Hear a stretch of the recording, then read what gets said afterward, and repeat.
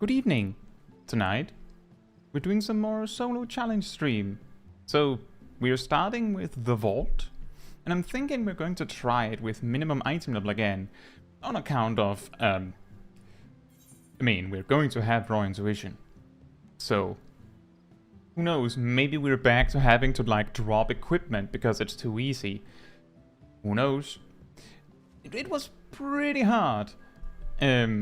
Last time when we tried to do Sobal with a minimum item level, but the key difference here is that Gunbreaker isn't overpowered. You know what I mean? So I'm going to try at minimum level first. Hey Kitsuneko, hey Kayan, hey Imia, hey Gilano, hey Fila. Hope you're all doing very well. And Coco's here with me. Yeah. It's basically going to be that. I'm thinking we're going to try the Vault. If we had to go out and set it to, like, not minimum item level because it's too hard, doubt on that one, but maybe. Then we might not get a lot more content done. But if we beat it in one go, then I'm imagining that we're also going to be trying... We're going to be trying Great Gubal Library. Which is going to be very interesting with that final boss with the platforms. Exactly, Emir. The one level makes a huge difference simply because basically the minimum item level on Somal, just as an example, is 105. But at level 53, you can have item level 135 equipment. Something to that extent. So, those 30 item levels, I think it was like a fourth of my HP or something like that. I don't know if anyone remembers. So it was pretty massive.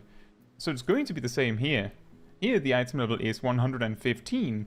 At level 57, I'm pretty sure you can have, like, item level 140 something? Just off the top of my head, something like that. Like, the gear from the Vault, at least. Possibly slightly better.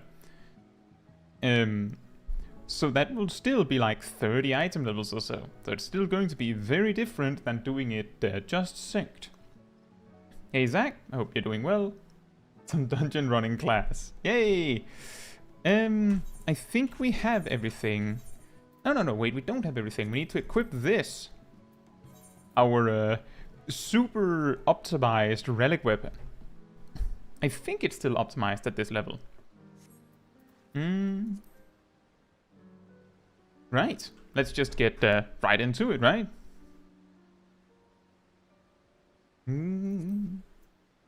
Sure.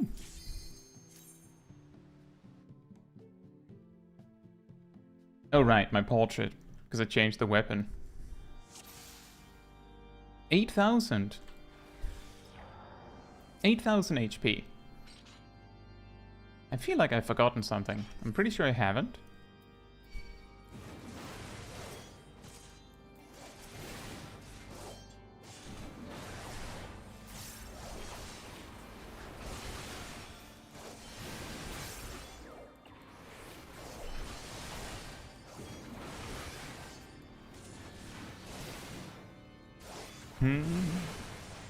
I should switch to single target.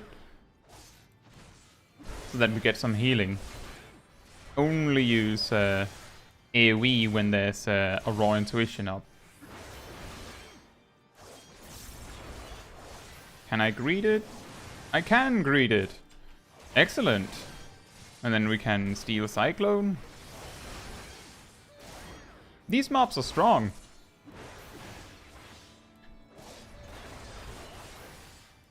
I remember something we forgot. I have to go out. My potions.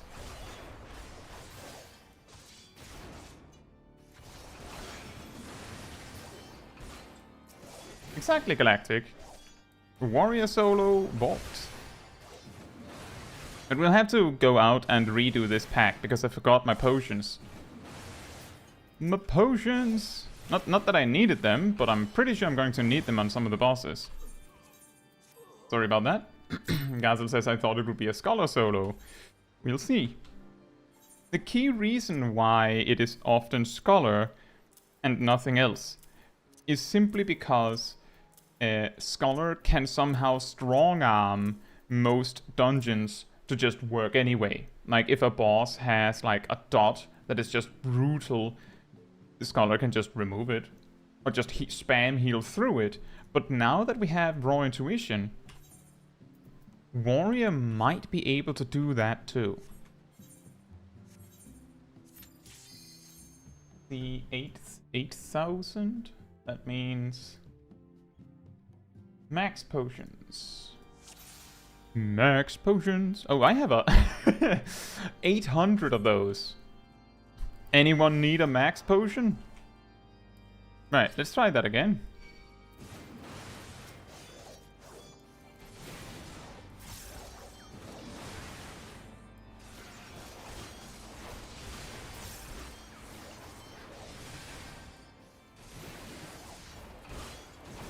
Kain says, if I remember correctly, you can use stun on one of the bosses. Well, I will attempt it in that case.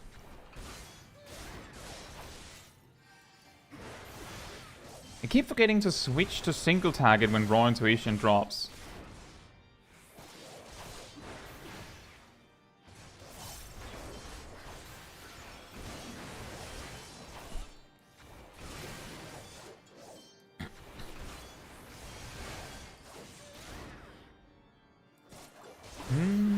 Hey, Kitsuneko, your page bugged. That's annoying. How do you mean, Galactic? I'm pretty sure that doing dungeons alone is a very inefficient way to level jobs, if that's what you're implying.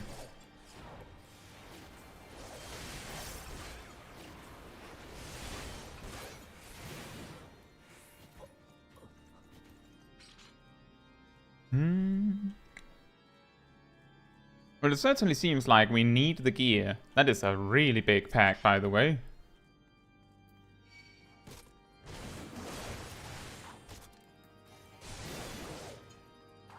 One more.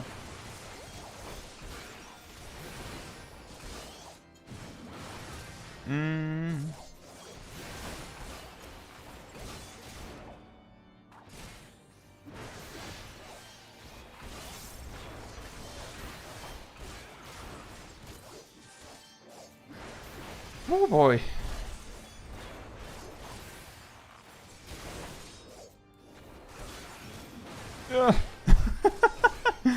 We have to survive between bursts to make this.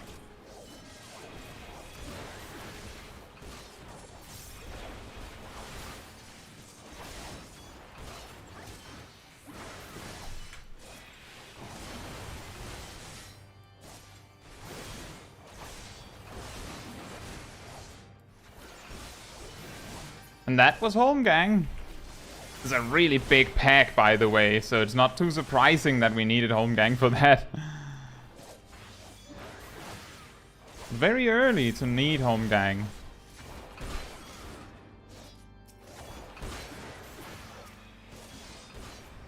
At one's weakest.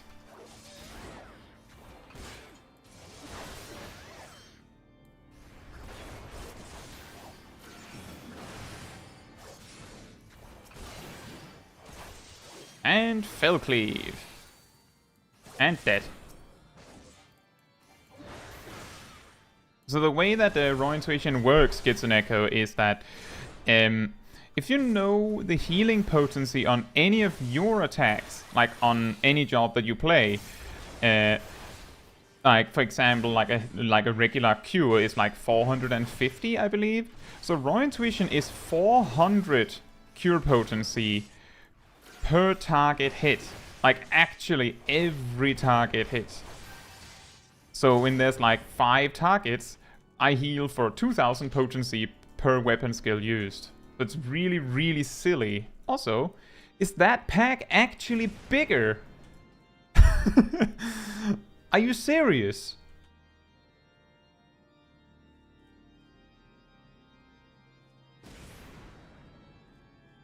Galactic says, because I made the mistake to only level 1 job on my main. I mean, when you're playing through the MSQ, it's pretty natural to only level 1 job. Like, if you want to focus on the MSQ, you kind of have to focus on just the one, right?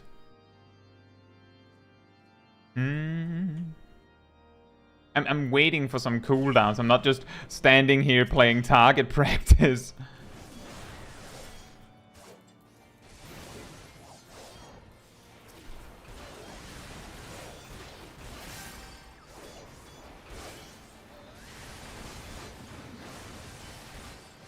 And if you're wondering why I'm not pulling the Deacon, is because while he's standing over there just twiddling his thumbs, he's not attacking me.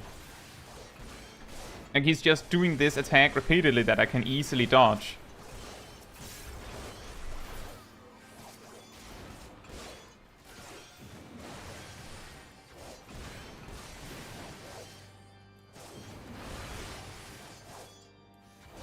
I can finish that combo.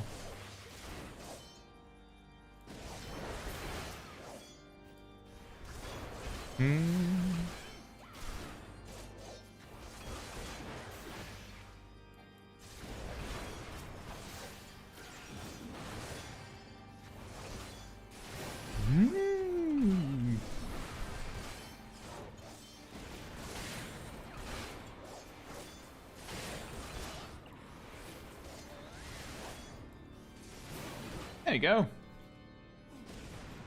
Doko says I challenge you to a home gang. Why?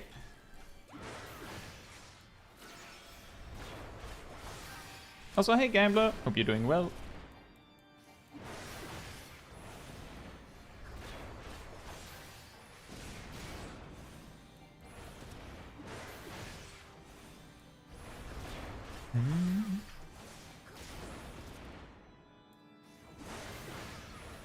Fila says, why did Kai pick Warrior again for this?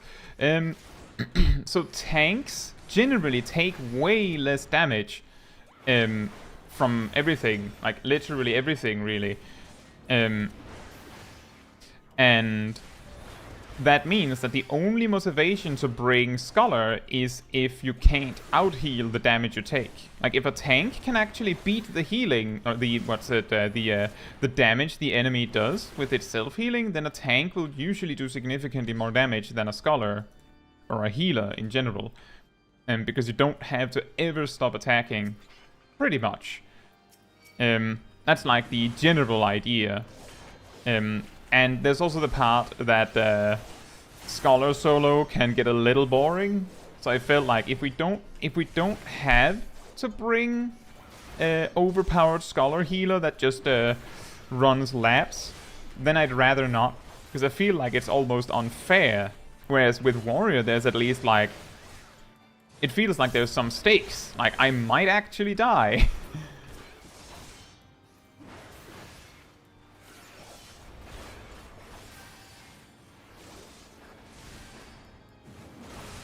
Hey Rhaenys, hope you're doing well.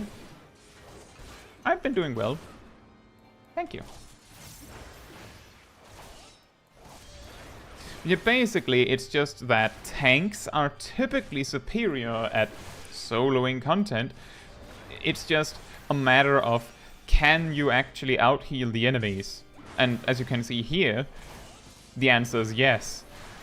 The reason why Scholar ended up being the one we soloed content with in most of A Realm Reborn is simply because most of the tanks don't really have their, like, self-sufficiency completely in order yet. Like, the reason why we did Sobal as Gunbreaker is because at level 54 and even level 52, Gunbreaker has the most self-healing of all the tanks. And it did make a difference.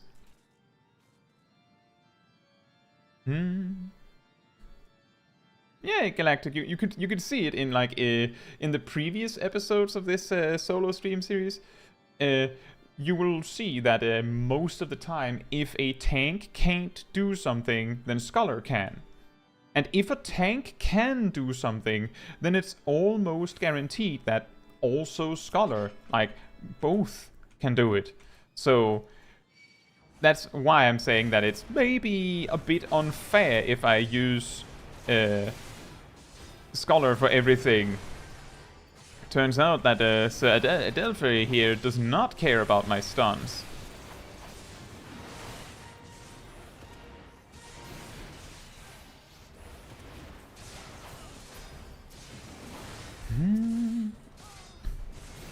I'm just trying to get rid of the ads as quickly as I can without spending too many cooldowns. How about Sage? The main weakness that Sage has compared to Scholar is that if you have to stop attacking, and you will, absolutely guaranteed you will have to stop attacking sometimes, then your healing stops. Or it greatly diminishes because, you know, some of your healing is directly tied to your attacks. Whereas Scholar can just run laps around the room and it'll be fine.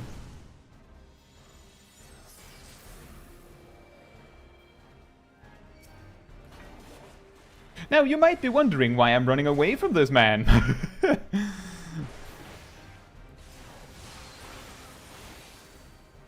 The answer to that is... Ow.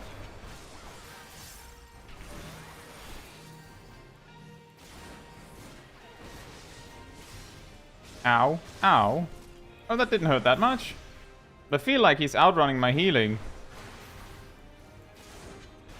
Ow. And his ads respawn. Okay. We have to be a little bit more careful in the first phase. Galactic Sis, does that mean I can solo Holminster Switch as Scholar? Don't know. Haven't tried. Probably not. I would guess not, but we haven't had to open that possibility yet. Hey Ross, hope you're doing well. And hey Shiro, hope you're doing well. Yeah, we need to both save some cooldowns if we can, and also deal with the ads really quickly in the beginning. So I need to greed as much as I can on Raw Intuition. And then use it as much as I can, like once the first one is out. But I need to like hold on without it if I can.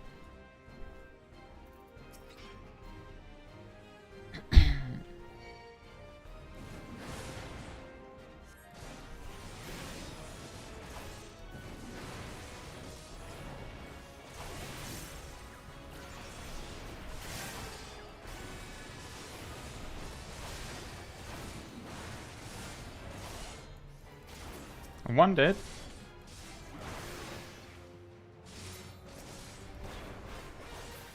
Right. Ooh, those fast blades are not fun.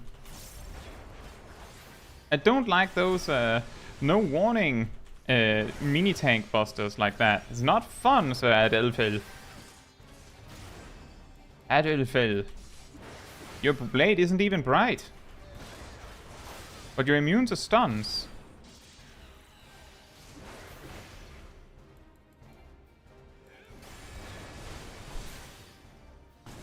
And I'm in a better spot this time. I don't have a lot of defensive cooldowns, but I have something.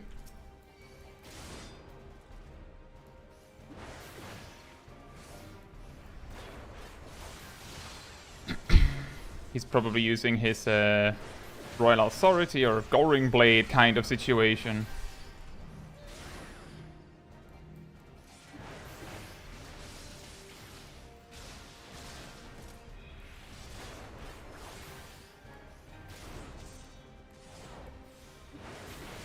Oh man.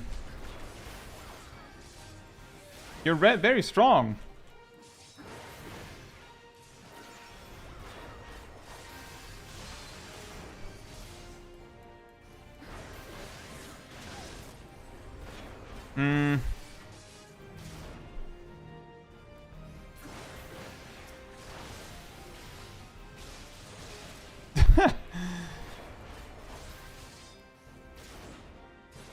Yeah, I'm dead.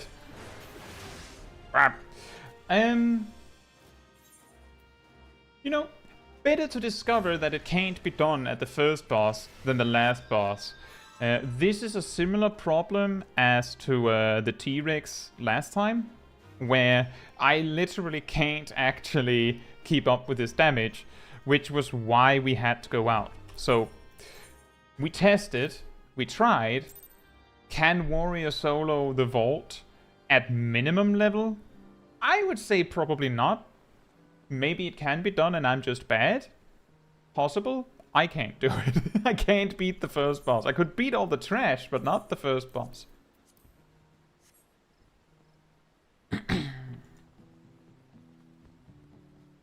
Shiro says, try circling around to the back during Holmgang. If the bind is allowed to connect, the boss can't attack because they can't turn around to attack you. The boss is immune to stuns, so I'm relatively confident they're immune to snares.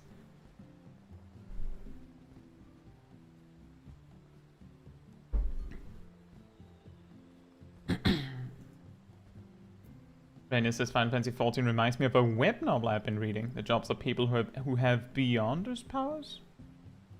Don't quite understand that, but interesting.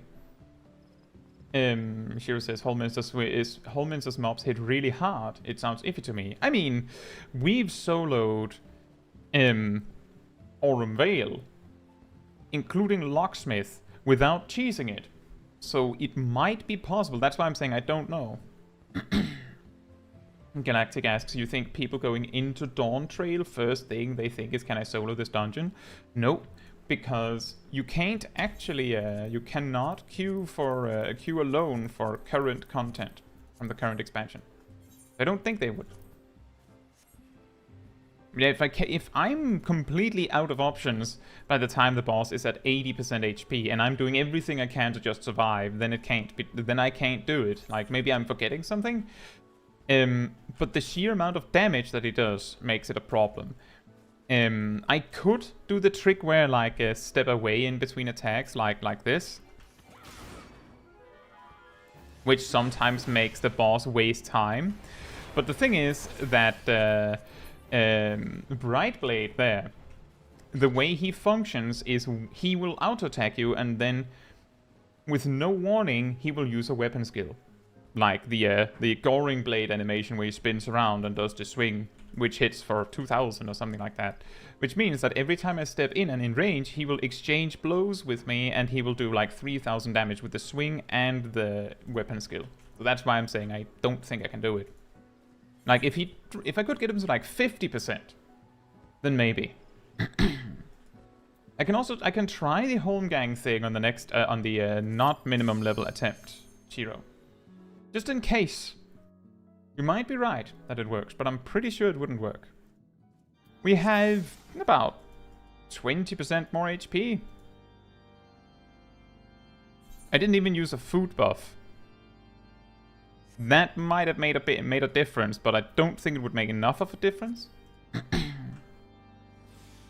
You never know, boss CC immunity is weird in this game. Indeed, that's why I'm saying I'll try. I'll see if it works this time around, Shiro. Thank you, Tracy. I hope you're doing well. Alright, so we have actually 3000 more HP now. Because I actually remember to use my food buff. And the mobs are doing way less damage.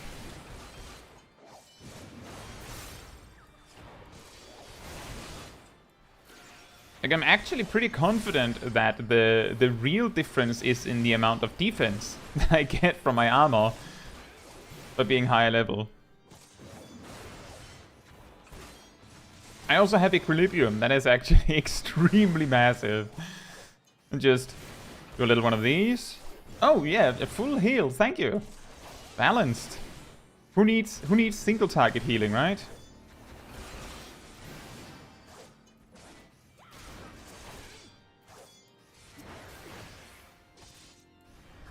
And I agree with that, Shiro. I have certainly had that experience, and I still sometimes have that experience of like, wait, that works on this?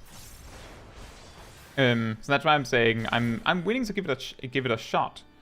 But the reason why I use Holmgang on myself is more so like a habit. The reason why you would want to use Holmgang on yourself and not the target is specifically because if your target that you put Holmgang on dies from damage, then you lose Holmgang. Like, prematurely. So you don't want to do that. On a boss, that is hardly significant, because usually if the boss is dead, then you already won, right? But it's like a good habit. If you don't need the crowd control, then don't risk it.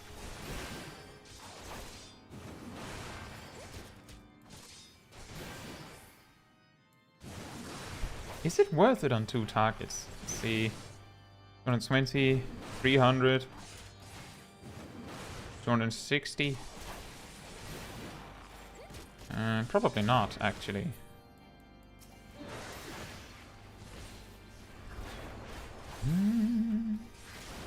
Especially not with the beast gauge generated.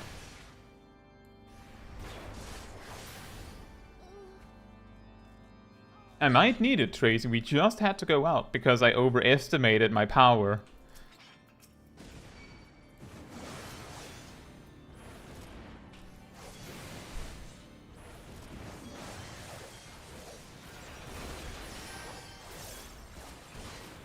Speaking of overestimating my power, I maybe shouldn't have pulled that much. Or pulled the Deacon as well.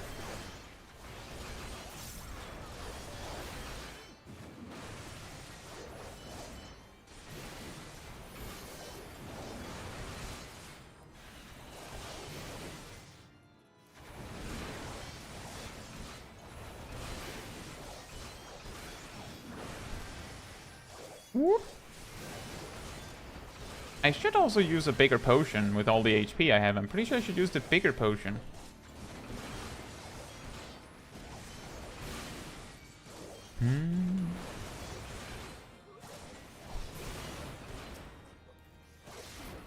Yeah, oh no, the consequences of my actions. Exactly. Oh dear. Yeah, we should use super potions.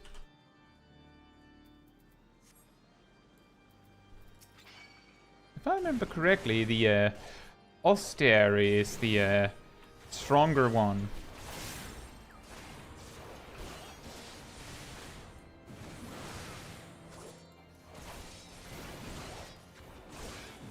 Yeah, I agree, Shiro. It's really, really weird that they give you the Beast Gauge generation so late. Especially when they changed their mind and gave Dark Knights it at level 40. Well, they generate MP, and then when they unlock the Blood Gauge, they immediately start generating Blood Gauge as well with their AoE.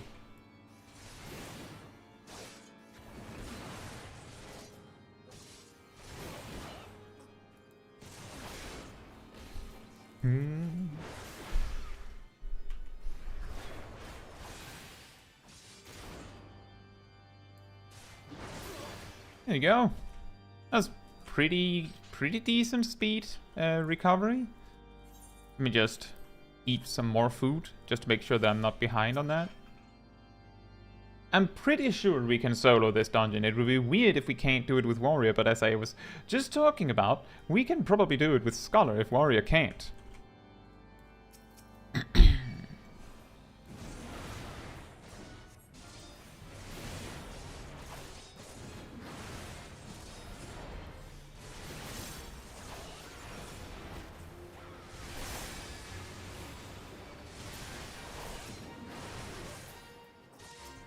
Excellent.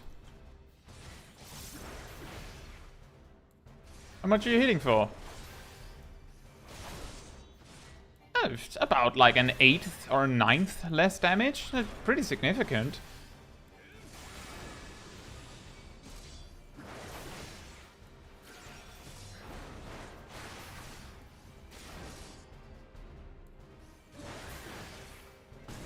And we enter phase 2 with full health and most cooldowns ready. That's pretty good.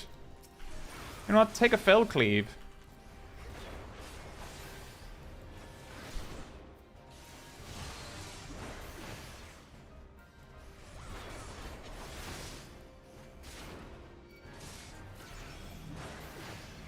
Oh. I was just about to use my Berserk, but he's doing his thing first.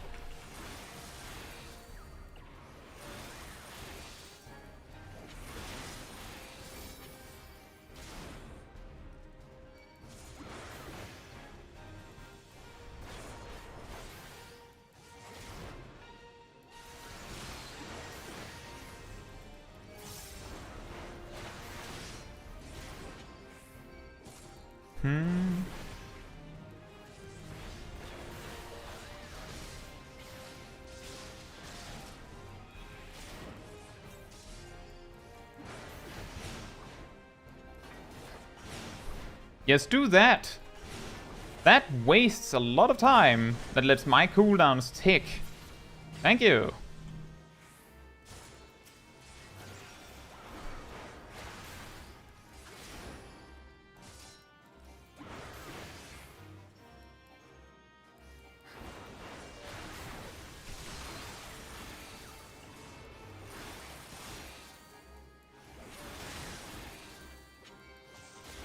I just need to survive until my next raw intuition. Okay, maybe I... No, I don't trust that. That hurts too much.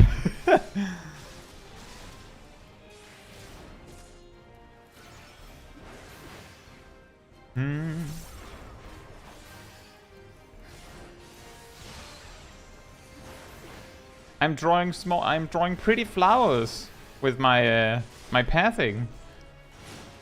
Oh, again. Okay. Go for it, man. Enjoy.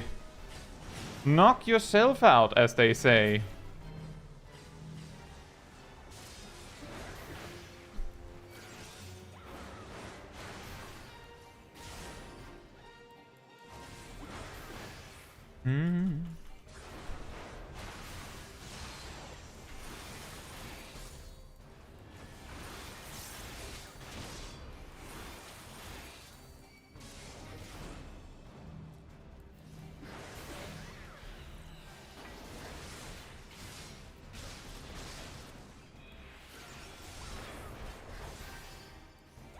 Steve says the flame things on the last boss may be interesting. Are you talking about the chains?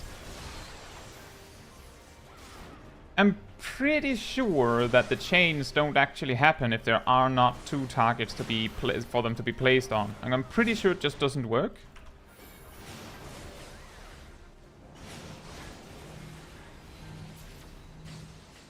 Or did you mean something else?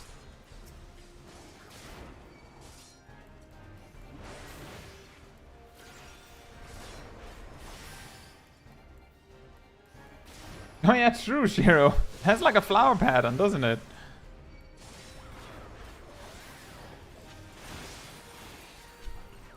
Hold this! Oh right, the orbs. That could be.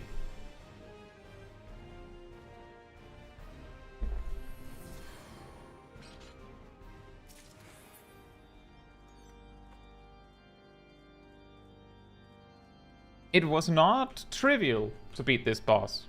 I'll say that much. That was not trivial, and he could easily have killed me. There's a reason I was drawing flower patterns on the floor. It's not just for fun.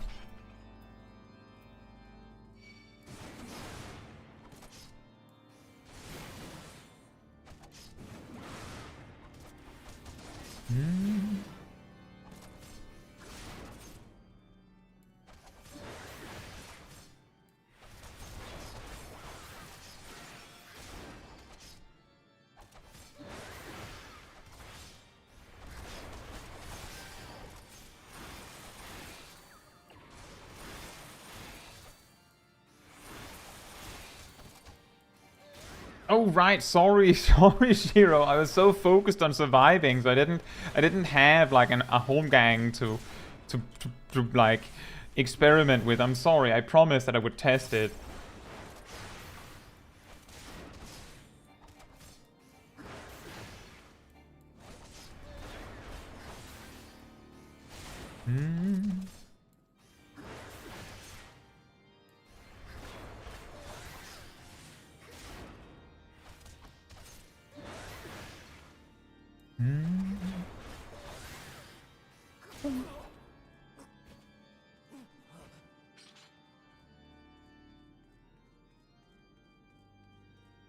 Oh look, loot! Yoink! Snow White die. Meanwhile, isn't as Snow White, as pure white.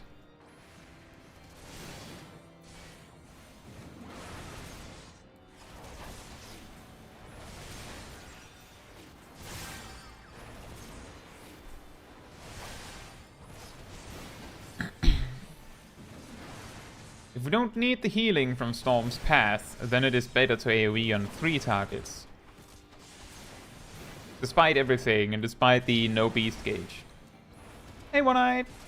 I'm doing pretty well, how are you doing? We just beat the first boss, but we had to go out and remove the minimum level restriction. Let's not forget that bone white is actually yellow. Well, I mean, bones aren't exactly entirely white, right? That sort of, I guess, makes sense.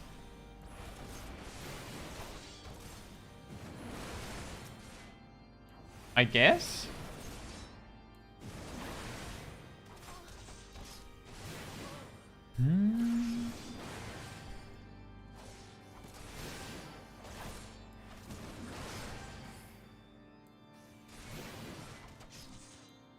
Punk. And punk, punk. And dead.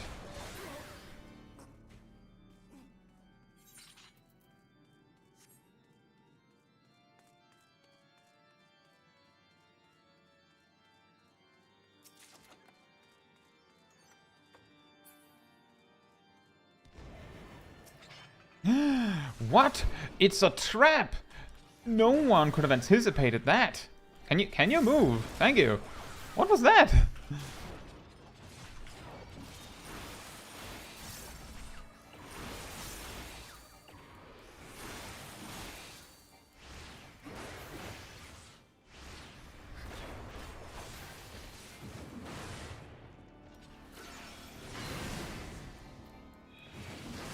Hello, Mokustabby. Thank you so much. Did I suffer from the crazy lag happening yesterday? Nope, I did not. I'm not sure when it was. But I did briefly read about it.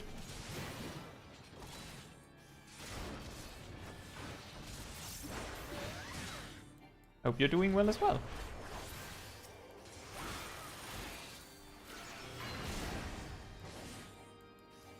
And that's nice, Monite. Shiro says, depends, I guess. The popular imagery are old sun-bleached bones, which are pretty white. Yeah, before that happens, they aren't as white. Yeah, indeed. That was kind of what I was thinking about. But I guess I was playing something else when the big lag happened? Possibly? Hey, HK, it's been a while. How are you doing?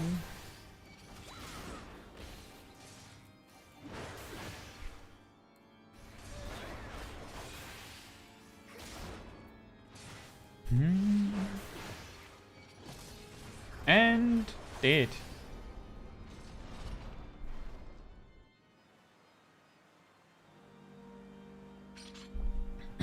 Yeah, I would guess that might have been it, Shiro.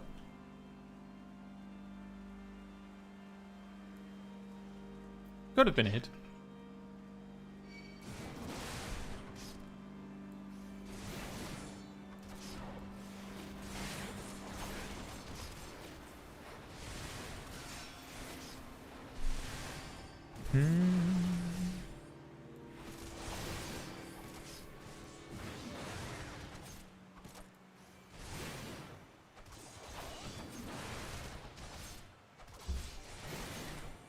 The run is going decently well. We had to hop out because the first boss was actually too hard at minimum level. So I had to go out and set it to just synced.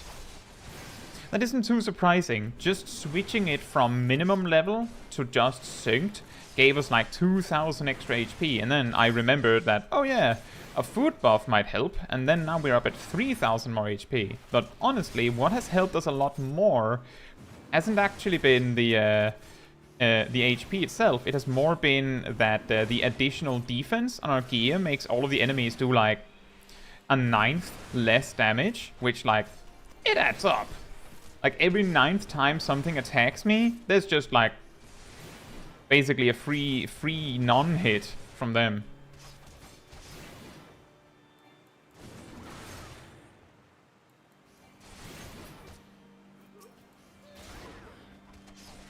Adelphel cheats and knows no honor.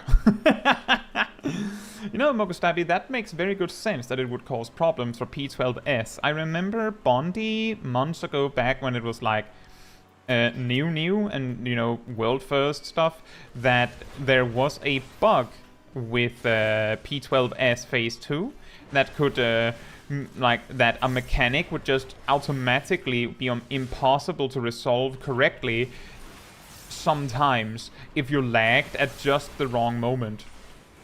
And if then everyone is lagging all the time, then obviously there's no chance.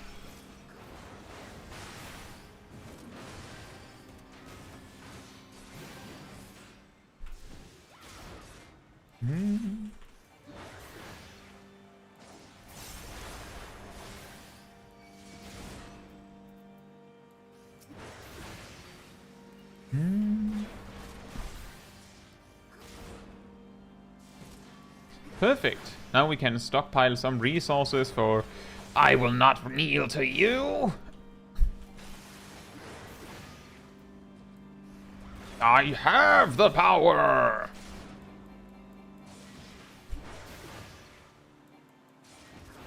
Unfortunately, I don't have like a can to speak into to make the sound right.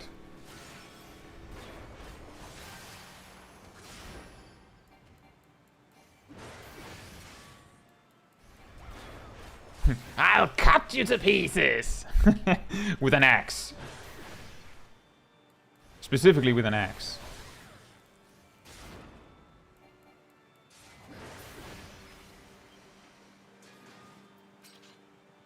Der Grüner de Pool.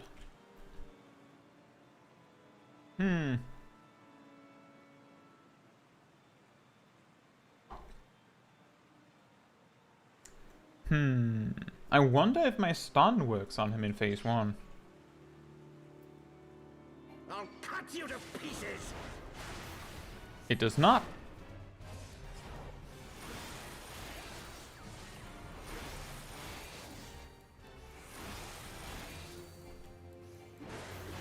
Well, that is a big weakness if that's going to be your attack. That, on the other hand, is a lot more effective. You should use that more, Grenal.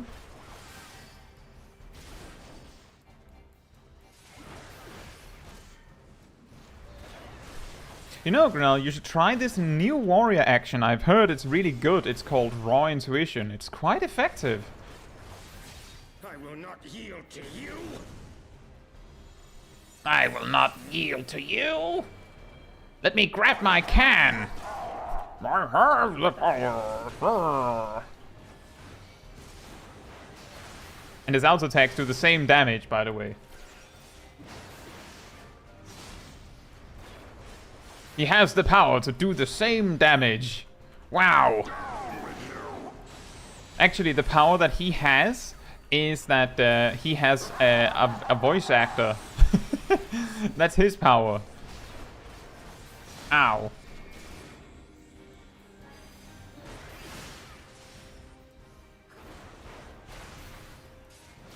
I mean, go on then.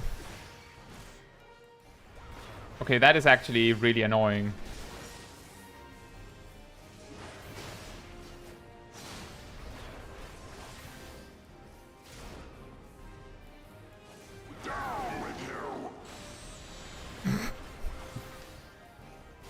That's when you say when the big dog wants to get up on your lap and it's too heavy. Down with you.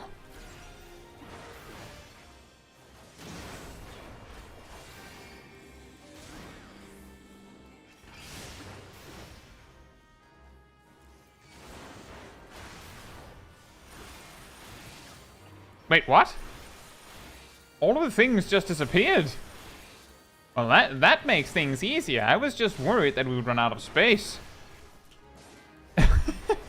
I was just thinking, this might become a problem, and then it just cleaned house.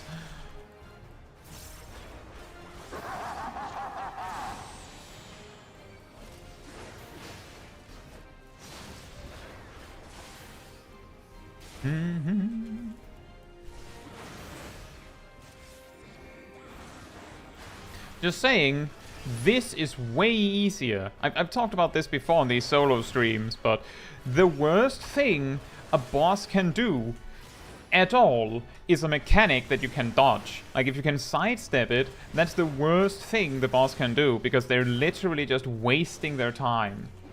Like, I will just be able to sidestep it, and then he's wasted, like, an auto attack or even 2 auto attacks doing whatever this is.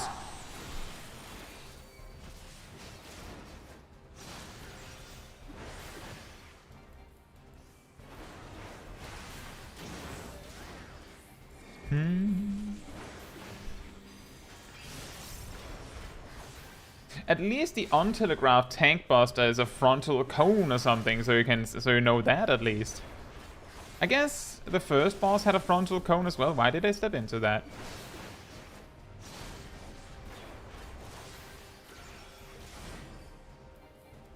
Down with you.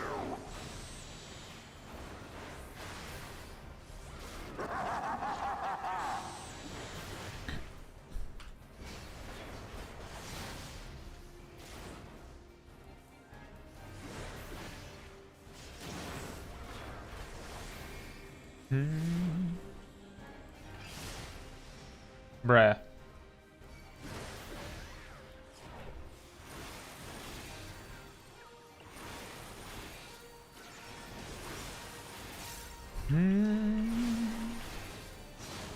Ow.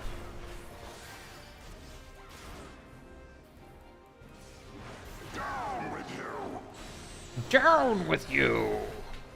I have a bucket head. Actually, I have like a weird saucer head.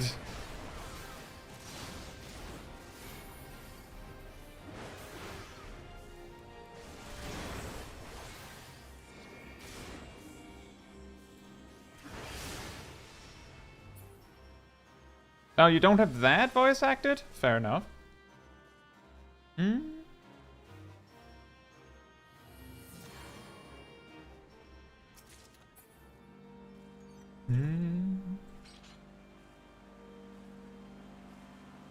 I think maybe the reason why HK's friends said that that healer's bad for story content solo was more because it takes, like, the thing is, you're not going to lose probably as a healer in MSQ story content, but it's probably going to like get really old really fast because you're just like spamming stone. So I imagine that was what they were picturing. That it would be boring. Filthy rats!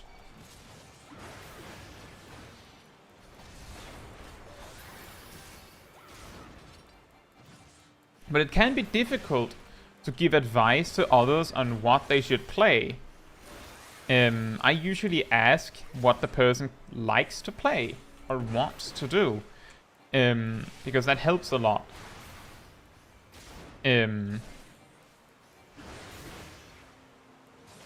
Because if you suggest the wrong kind of job, then they're not going to continue playing. Like, I have seen multiple people on both ends.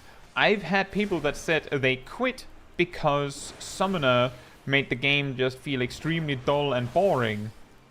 And I've had people quit because Black Mage and Monk felt too overwhelming. And if they came back to the game and tried a different job, then often the different job made the difference. Like, now they actually liked playing because they got something that they liked. I think Umiya said something like that at some point. That they came back to the game, tried something else, and suddenly it was way more enjoyable.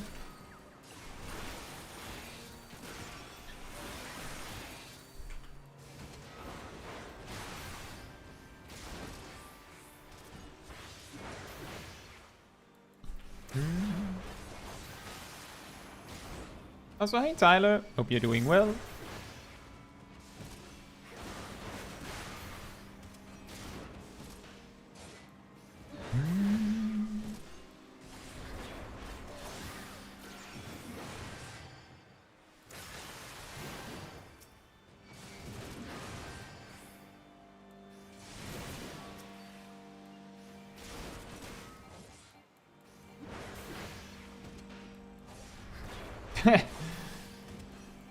Have you just been spamming Unsynced in this event? Or One-Eyed?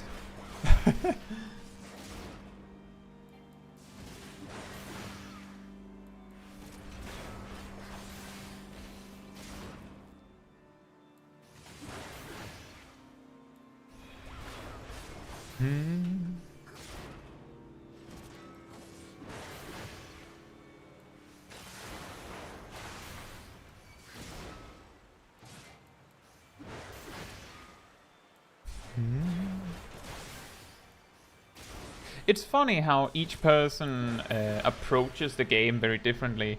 If I'm feeling like I can't really be bothered to really bring it, right? Like if I'm like not really feeling it, then I will almost always go with a healer, which sounds absolutely ridiculous, but that's because I feel like it's a lot easier to do the reactionary like rotation of a healer without thinking too hard.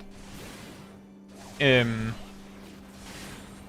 if I just want to like play a bit, and I know like I'm a little bit up for it, then I'll play a tank. Usually I'll only play a DPS if I'm like, right, now it's gamer time. Like now we're really going full blast, because I feel like it's a lot more effort to play a DPS really well.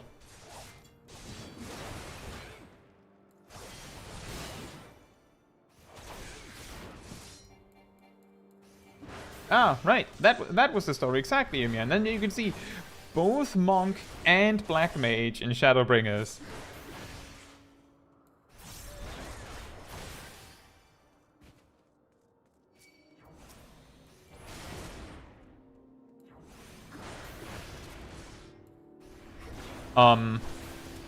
This random priest is shooting fire that does more damage than both of the previous boss's auto attacks. Like those fire casts are about as strong as our previous boss, Mr. Saucerhead. It's overpower, approximately the same power.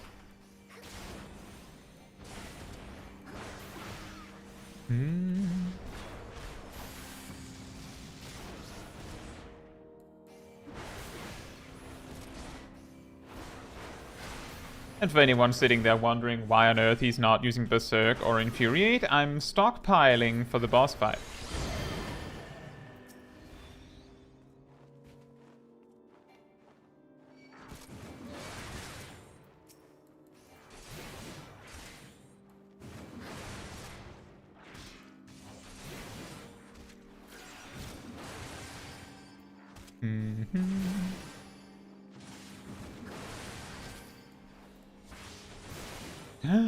Oh, okay, relax. Relax. What are you doing? What's happening? Why are you offset like that? What was that?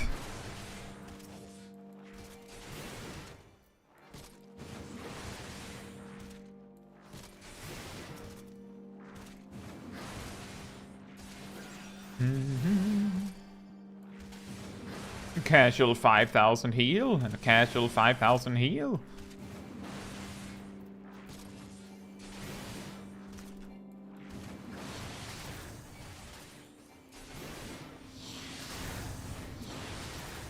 I'm really wondering why they do it twice like that. Like specifically 2 times, and then they just auto attack and auto attack and auto attack.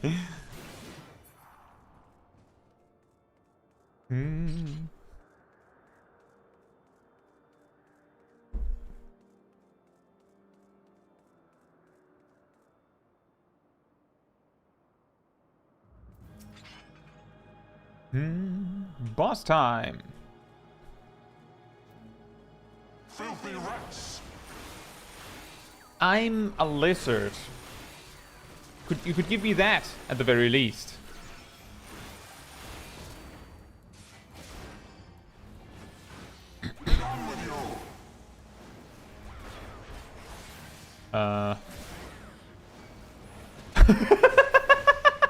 He just cast the flame chains, the holy chains, and nothing happened because there wasn't a secondary target to use it on.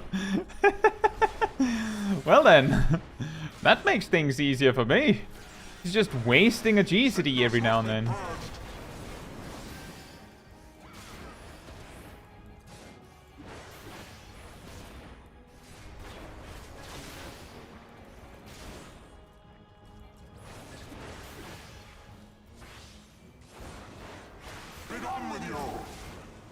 Oh. Do I have to be a filthy rat? Can I at least be like a clean rat? No.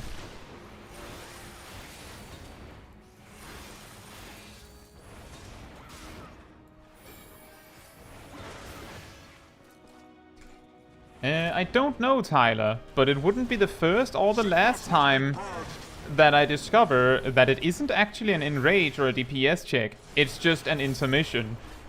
And it wouldn't be the first or the last time that the boss's Enrage doesn't kill me.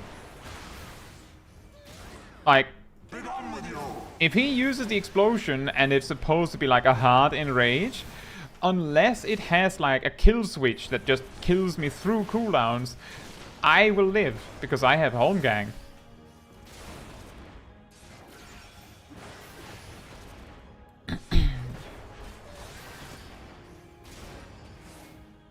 Sickness must be purged. Oh, that is the saddest berserk. Come on, spawn quickly! Hurry! And now the final. Hurry!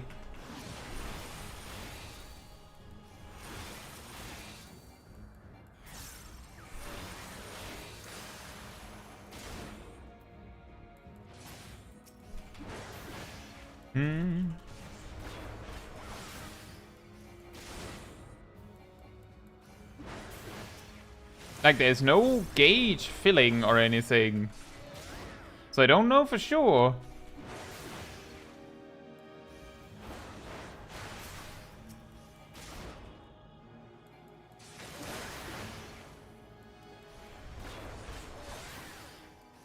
This shall be a mercy.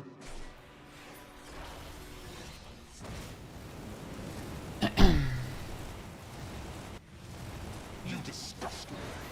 Yeah, that was disgustingly underwhelming, dude.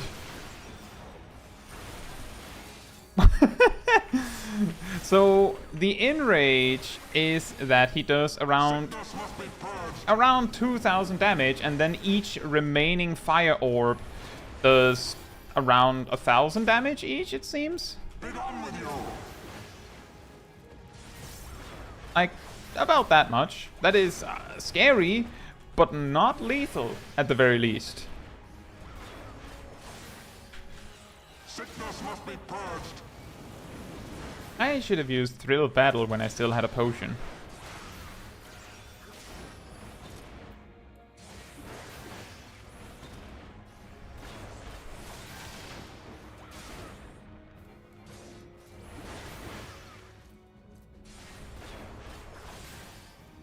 Sickness must be purged.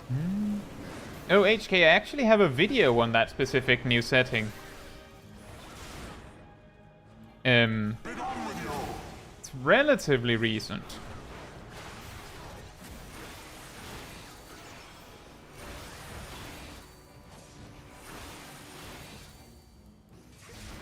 Sickness must be purged. Hey, Bazoinkas! He actually did a lot of damage there. Look away for a second and he just goes wham!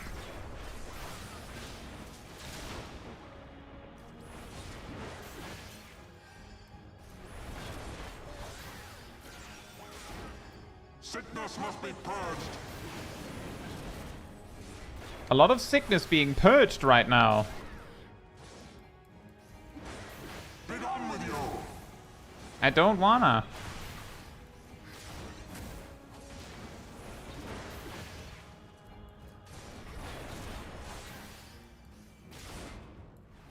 Sickness must be purged.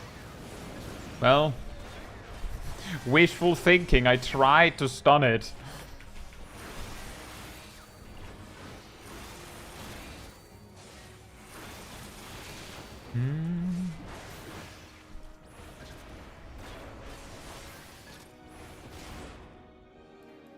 Sickness must be purged.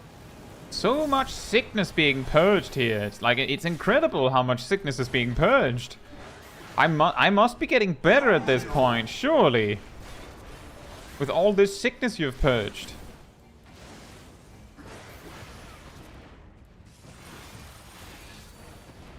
Thickness must be purged. Must be purged. Ah, that's why it's not helping.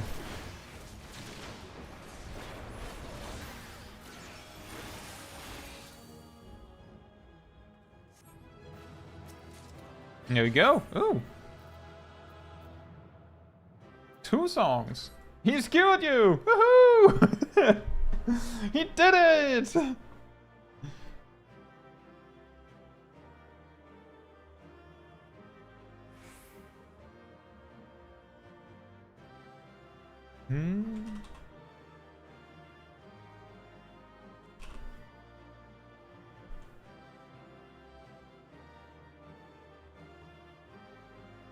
What did I even call that video? Just a moment.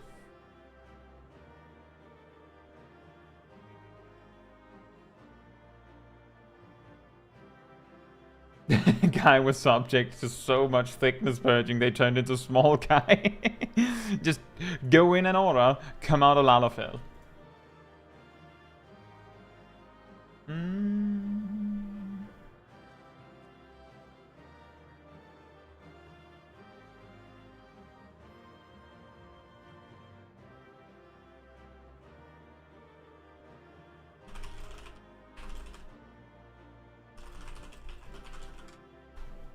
There you go.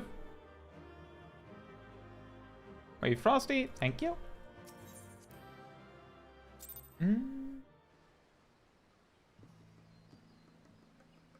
Steve says, my only big complaint with Final Fantasy XIV is the real money for extra bank space. Seems like a problem built in to make extra money.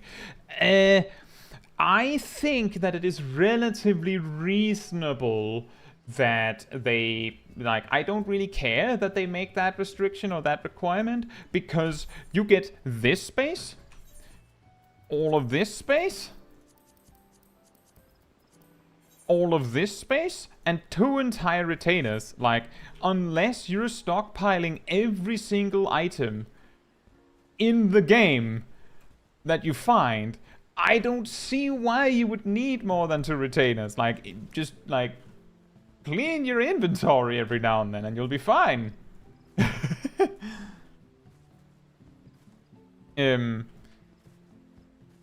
Like, yes, it's a little weird that they, like, take extra cash for it, but the key thing is that they've given a massive amount of inventory space to every player. Like, as far as I know, you have, like, multiple times the inventory space of, like, a character in pretty much any other MMO. Like, I could understand it if they were like, you get this, like, a fourth of your inventory, and then you have to pay for extra, but I feel like 2 retainers is quite reasonable, and then saying you have to pay for the extra. It's a little weird, but I think it's pretty reasonable.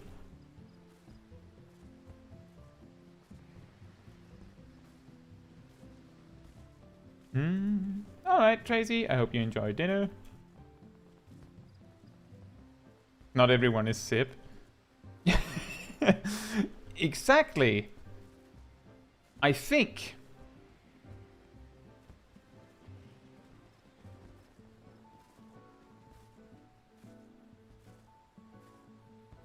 HK says, I have the urge to keep every item I don't know if I need, and I never check what items are used for. Yeah. Yeah, exactly. Like, that is understandable. The way that I see it, so let me explain how I do it.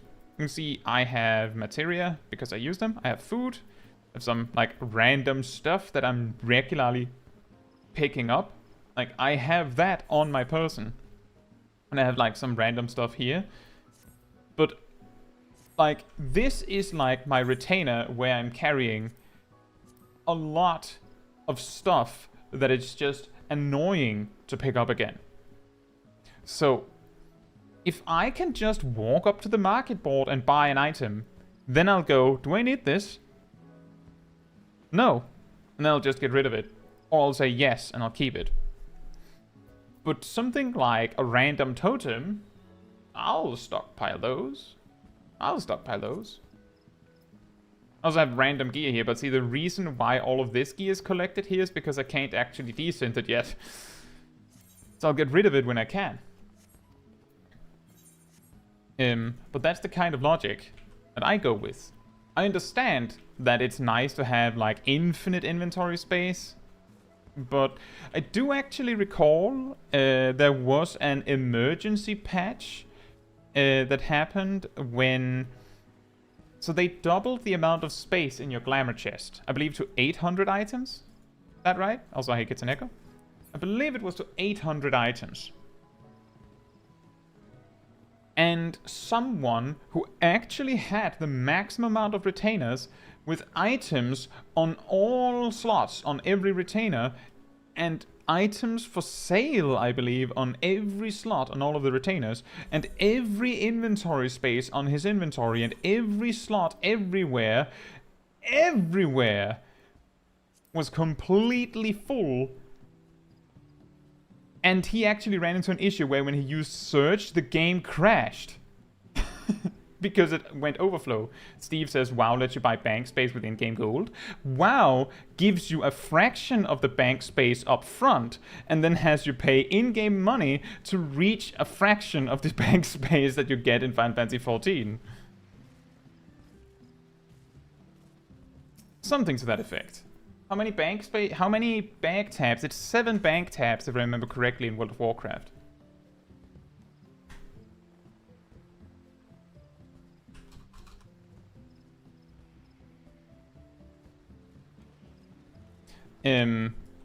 So if you had, I believe you can have like 32 slot bags in World of Warcraft quite reasonably, like 32 slot bags.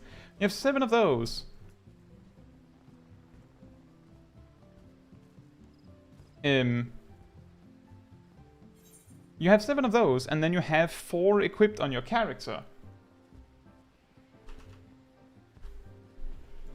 And then you have the 20 slot bag, because remember, they said they couldn't actually make your backpack bigger for like 6 or 7 expansions, and then they made a feature where if you put an authenticator on your account, you get 4 extra slots, which means they could. They just didn't.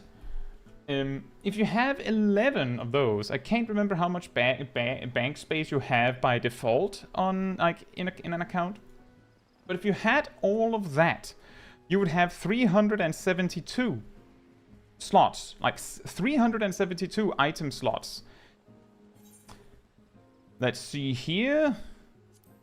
See, 5, 10, 15, 20, 25, 30, 35 times 1, 2, 3, 4, 5, 6, 7, 8, 9.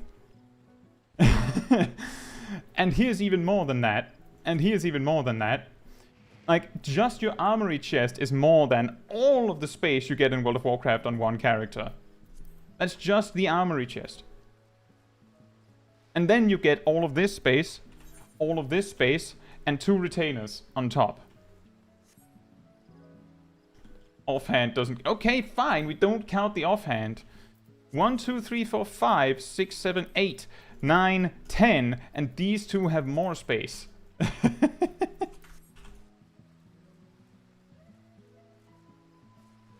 Steve says, remember with WoW you don't need to keep armor once you have attained it for transmog. That's true.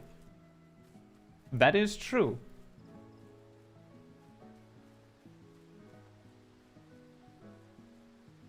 Anyway, personally, I'm just saying that personally I feel like it's a little nitpicky to be like, after you get all this bank space, that you go, well, actually, I want them to sell me retainers for in-game money. Yeah, it would be convenient. It would be nice. I do understand that. But I don't think it's too unreasonable that they do it the way that they do it. Armor would be limitless. That is true. That is true. But there's also the argument that in World of Warcraft, a lot of gear just randomly drops in the world, so it can be really difficult to find like a transmog piece that you want. In Final Fantasy XIV, you can go into the specific dungeon that specifically drops the item that you want. There isn't really any like random drops in the game, so you have a lot less incentive to be like, oh, I need to hold on to this forever because I might need it, because you can just get it again. It's not too expensive. That's at least my perspective. And just to be clear, I did play World of Warcraft for like 15 years. So it's not like I'm like, oh yeah, World of Warcraft sucks. Who would play that, Lamau? No. It's just the different games, and if you don't care about like collecting transmog, then the fact that the transmog menu is infinite in World of Warcraft is less significant than the extra like inventory space you get in Final Fantasy XIV.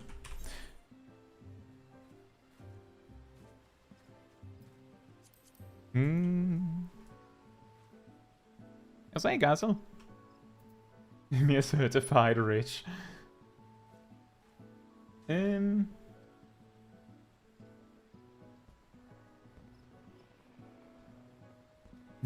don't know why they do it like that.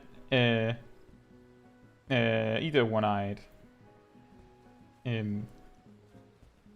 But I do know that the key thing is that they don't actually release them at the same time. Again, I do not know why they do it like that. I don't know why they do it like that. But the glowy version that is crafted is usually released a long time after. Like, I believe the Seiryu weapons, from the, no wait, the, what's his face? The weapons from Jade Stoa, Byaku weapons, I believe they were, like, the glowy versions were added in the game in Shadowbringers.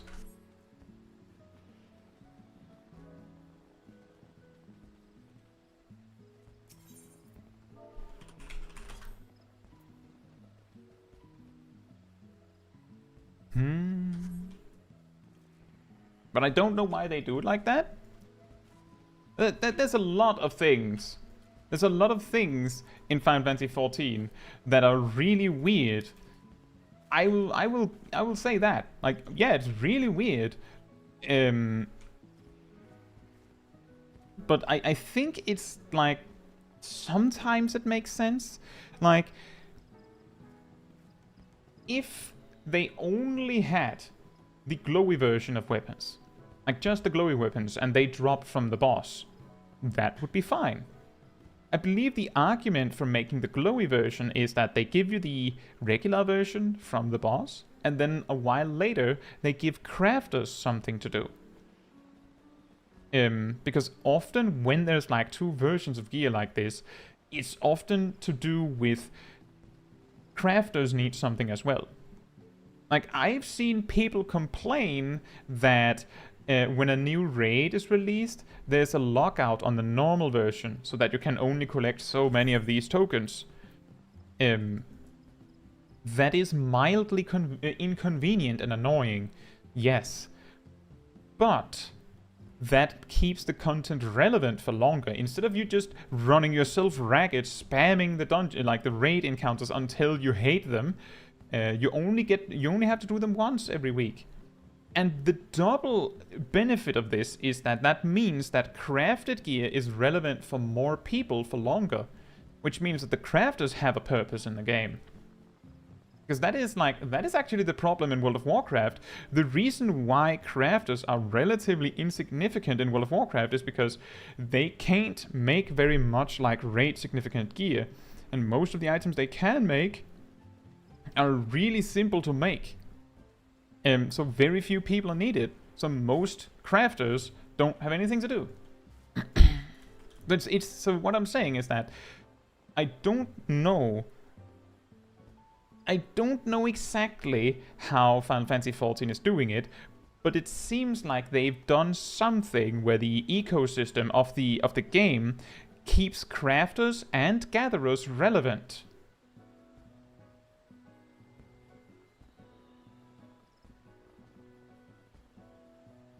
Steve says crafting in Final Fantasy XIV is for those who don't want to do harder content but want the pretty stuff. No. On week 1 of a Savage Raid tier, all of the top tier world first racers will completely disagree with you on that, because they need a crafter to make them their crafted set that they need. I don't know why you would say that, Steve.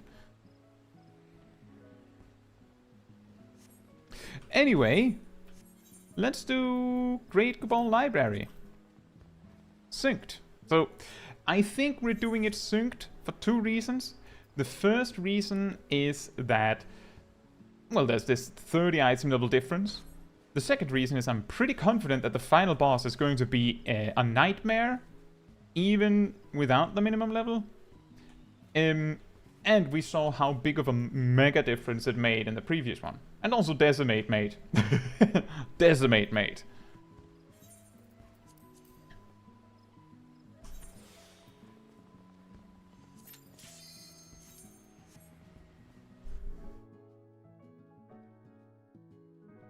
Gazel says, not even raid food or potion in WoW crafting? There is.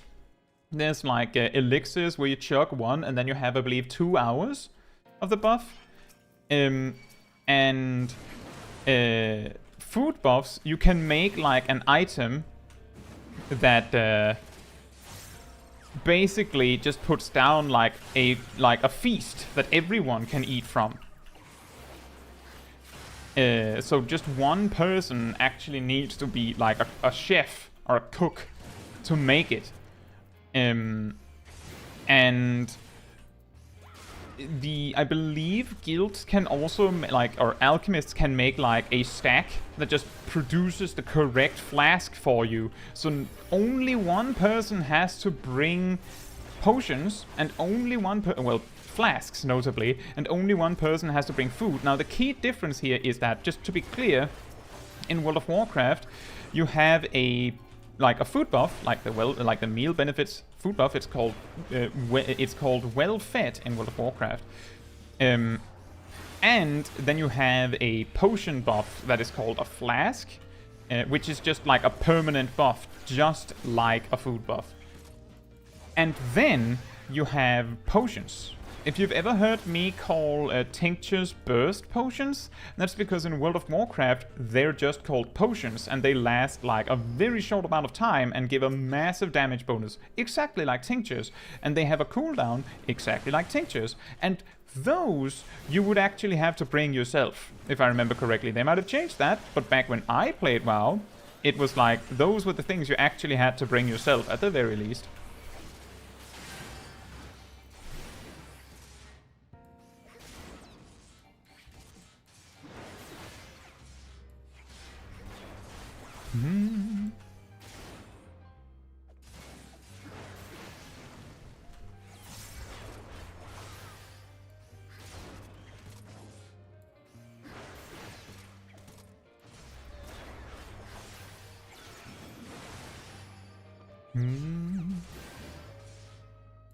Yeah, I think actually the thing that I think is has a significance when comparing Final Fantasy XIV to like World of Warcraft, for example, like with the inventory thing, each one valued something else.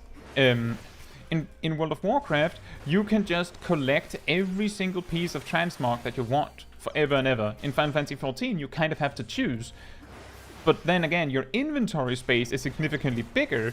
Like, if you wanted to, and you had, like, with the help of one friend, if you made an additional character on the same world, you could just, like, ferry items between your characters. And remember, each character gets this, like, obnoxiously massive amount of inventory space at character creation.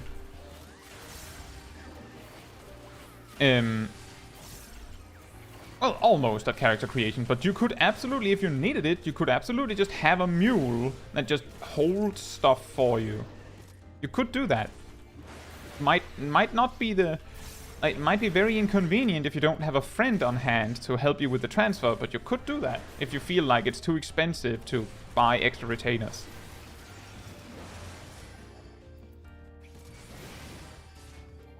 And that is also something that you would do in World of Warcraft. Just make a bank alt, right? Same deal.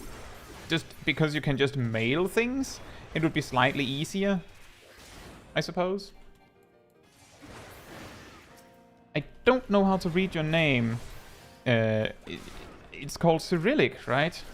Can you delete glamour from your glamour dresser? Yes. If you right-click the item, you can say restore item, and then it'll turn back into a normal item.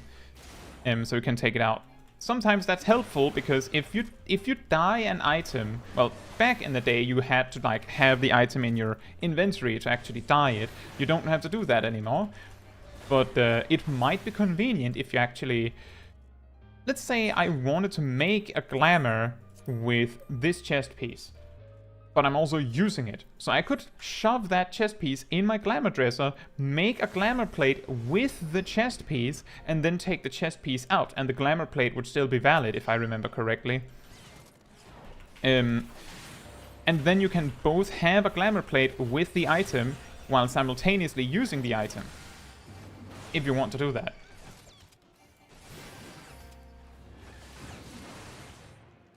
One-Eyed says, does anyone know why my Wondrous Tales is always a Realm Reborn and Heavensward content? Yes. Do you have a level 90 character? Do you have a level 90 job? Like, does your character have a level 90 job?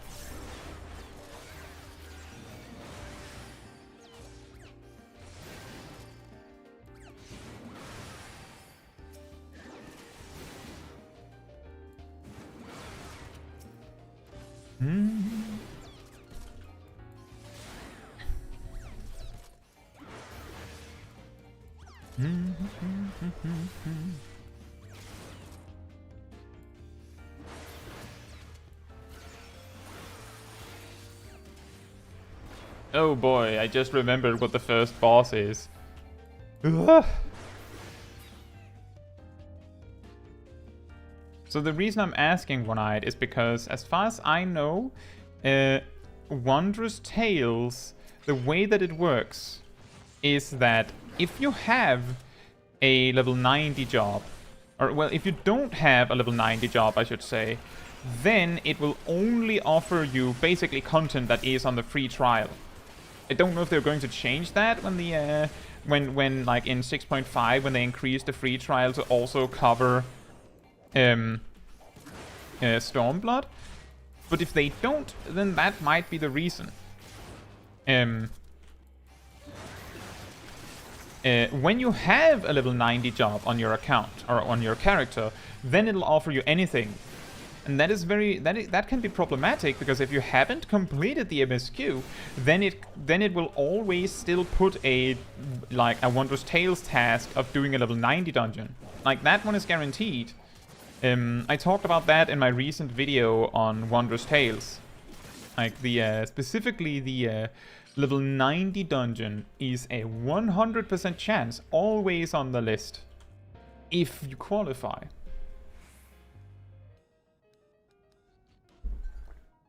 I hope that makes sense. Time to find a book that smacks. It's the actual book smack.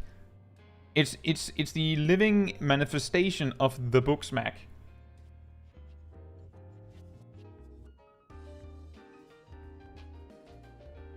I am the book smack.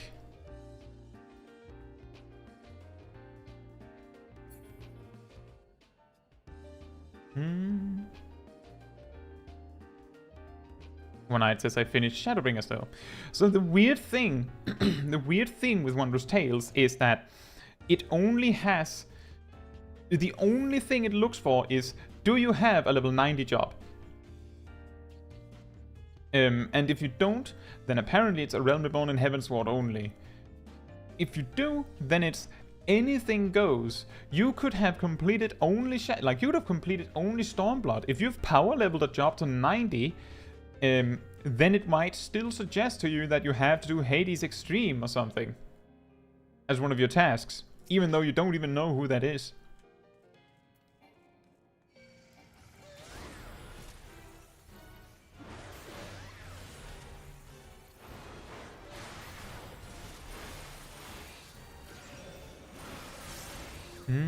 It's a little weird that it has a cutoff like that. It's a little weird.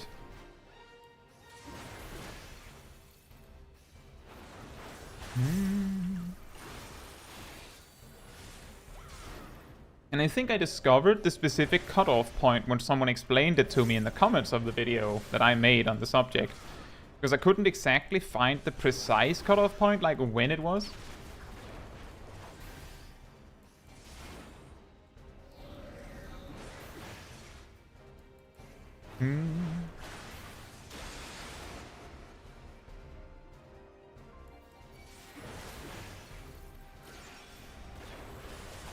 Oh, you commented on it with the same question. Did I not did we not get the answer for that, or did you ask about it today?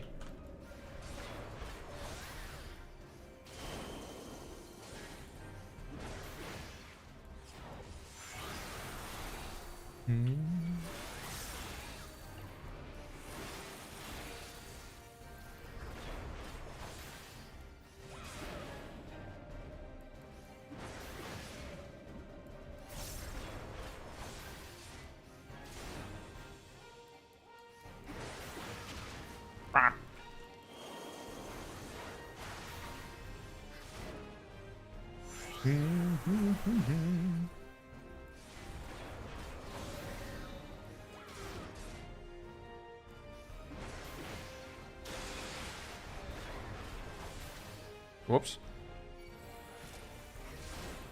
I thought the ice would still be there, so I just like moved very lightly away because I thought it would slide. Oh well. This boss is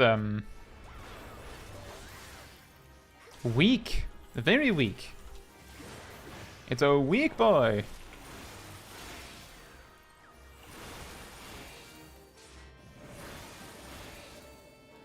Yeah, whoopsie. I suppose. Yeah, kind of a whoopsie.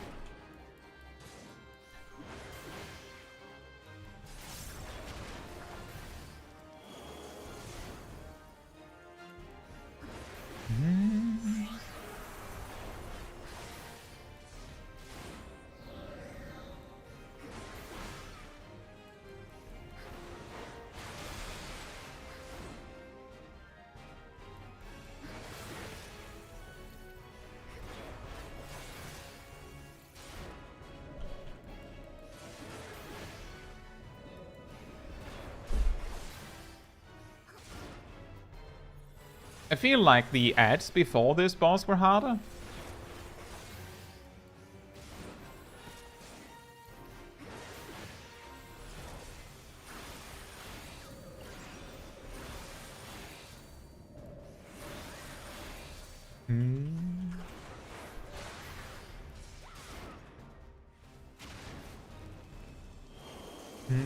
It really likes this specific combo. It's like those in like a fighting game where they know this one super combo that immediately wins them the battle or the fight. So they only use that combo even though it isn't working. I know one combo. Take this.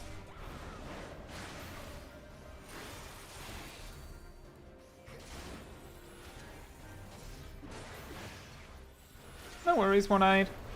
It is a bit weird that it is like that. It's totally understandable that it's confusing. I think a lot of players would simply just count their blessings, that they only get the A Realm Reborn and Heavensward stuff because it's a lot easier to do.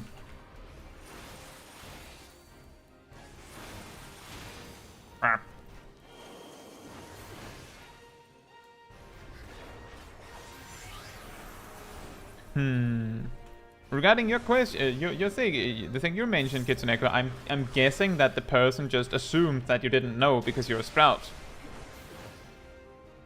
Occasionally you will have players that are like overprotective in a way.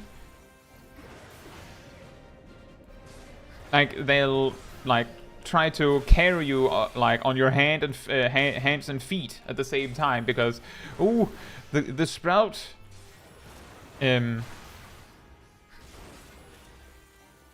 which can be mildly annoying, but they're like their heart is in the right place, right?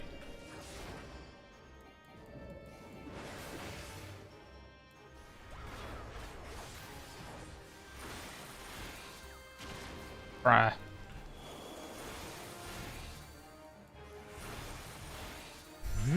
It's a chunky book.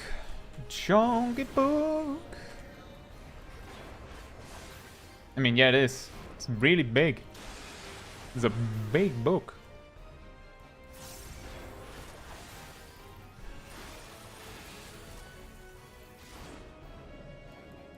I feel like I've been fighting this guy for an hour.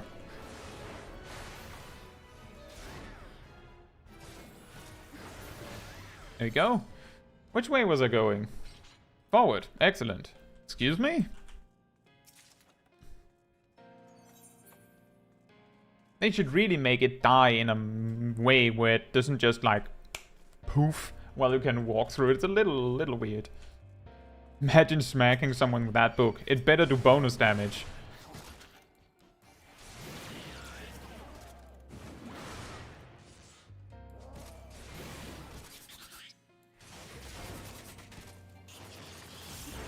What's with these guys? And always hitting like a freight train.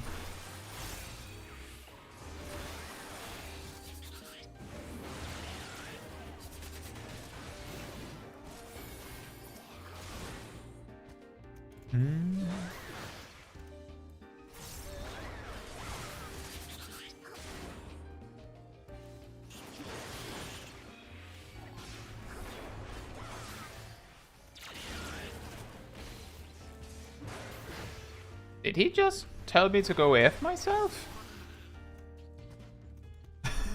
I think he did. And it gave me a debuff.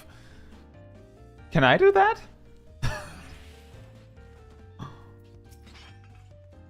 Can I have that as a bonus action of some sort?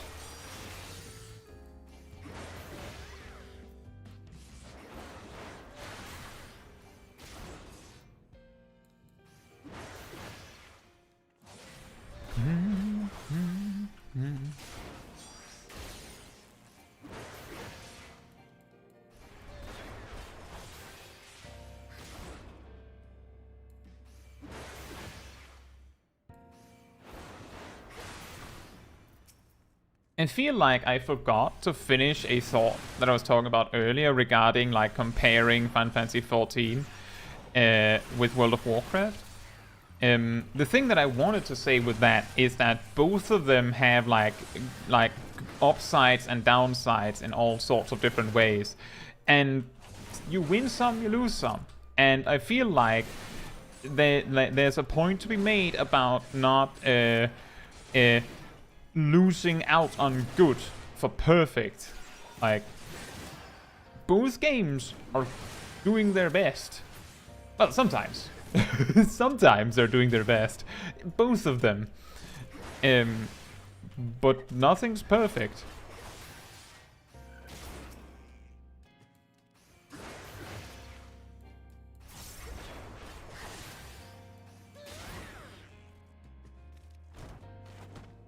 Bonus action unlocked, F you.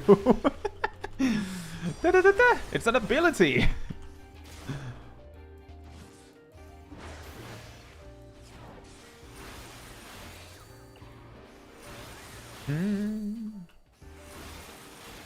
Well, that was easy.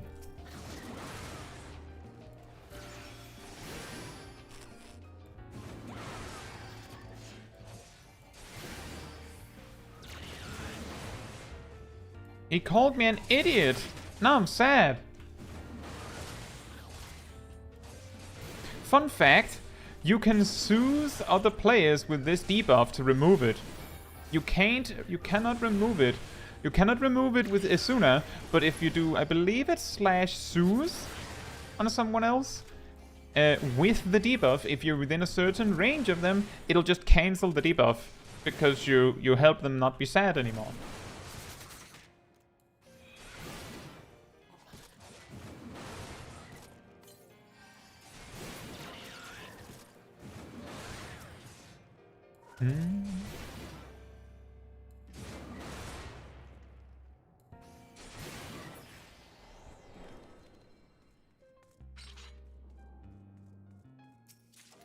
That's fair, Mia.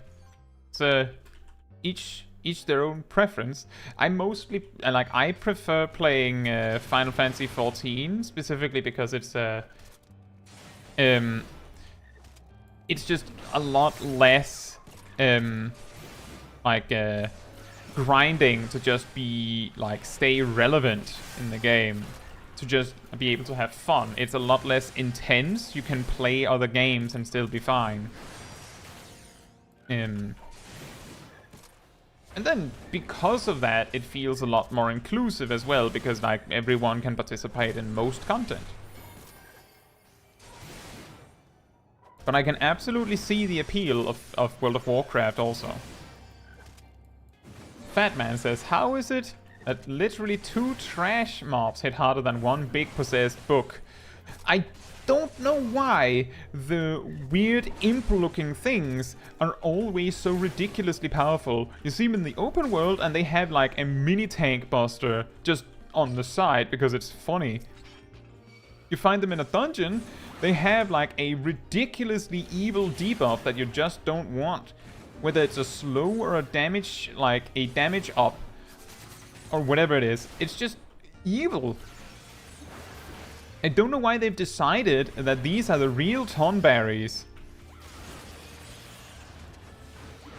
Like, Tonberry is always known to be those guys that are like weirdly unassuming, and then you walk up to them and then they kill you.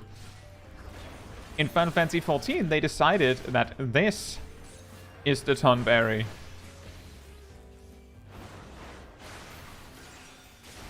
Right, it's /comfort.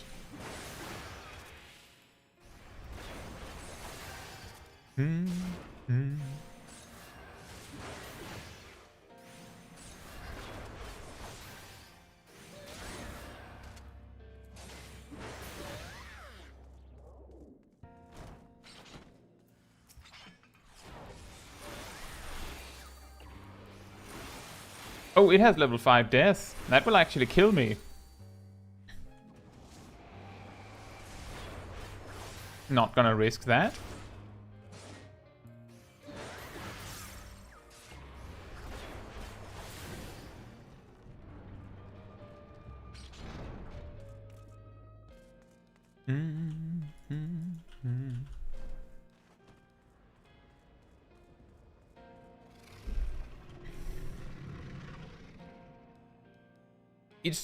It's not to be confused with the boogeyman. This is the bookman.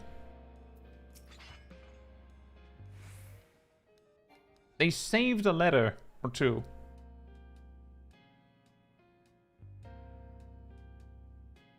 Thank you so much, Super Schwind. Thanks for all the guides you've made. I started playing Final Fantasy XIV last month, and they've been wonderful to have on in the background. Thank you so much. I'm glad my guides could help you. I'm glad that you're enjoying having them on in the background as well. That's very nice. And also, welcome to Eorzea. I hope you're having fun.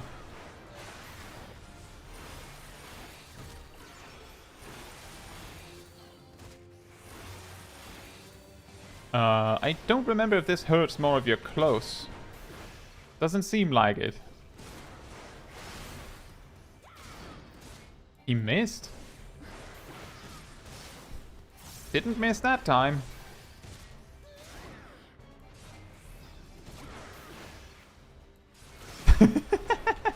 Yeah, that Ymir, and then like it just like tumbles down on the enemy. Just... And that's what does damage. Ha. Ow. Ow.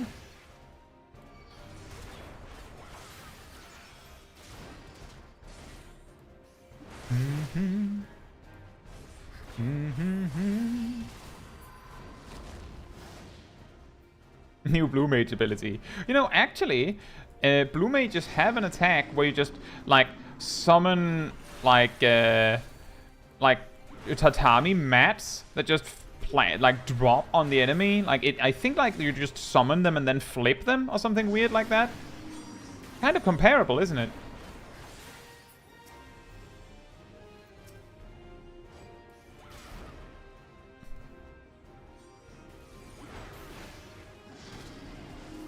Boink.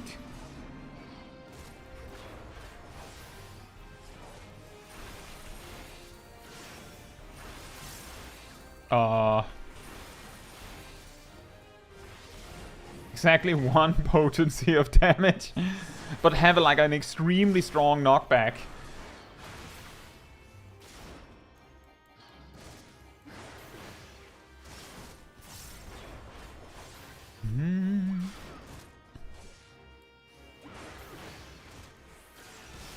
Ow.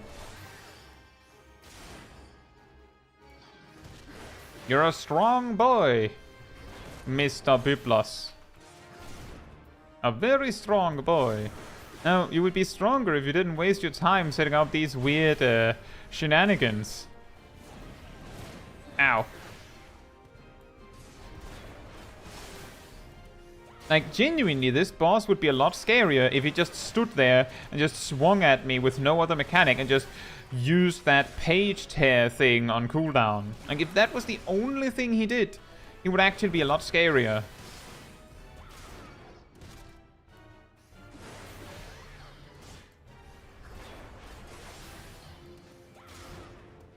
Excuse me, aren't you supposed to have like a second intermission? Oh, there it is.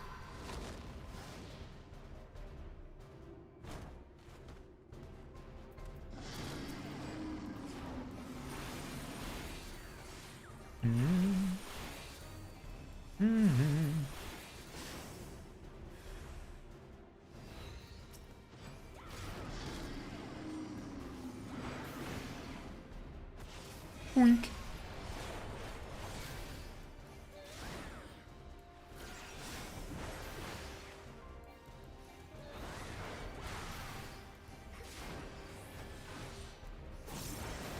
Ow.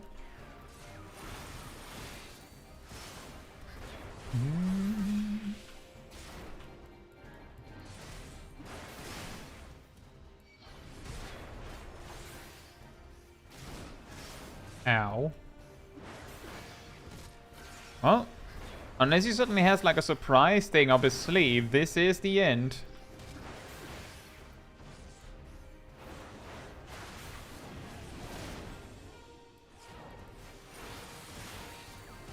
Ow. And there. There you go.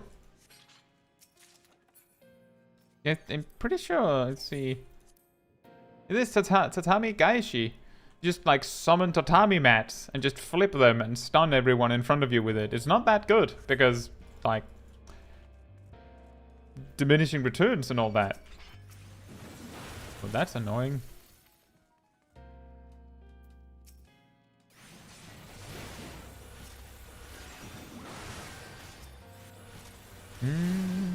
We should focus on one. Because they hit kinda hard.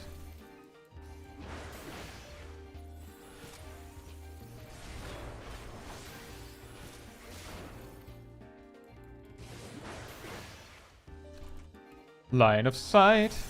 Line of sight. Are you confused yet? I hope you are.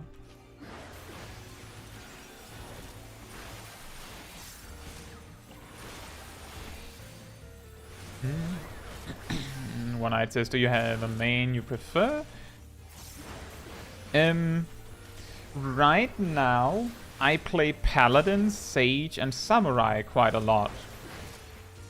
But if I were to like jump into really hard content, there's a pretty good chance that I would go in as a warrior.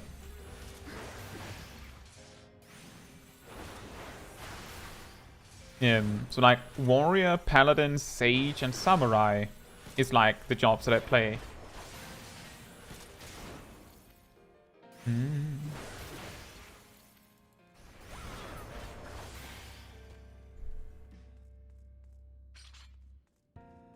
And then also some black mage at times.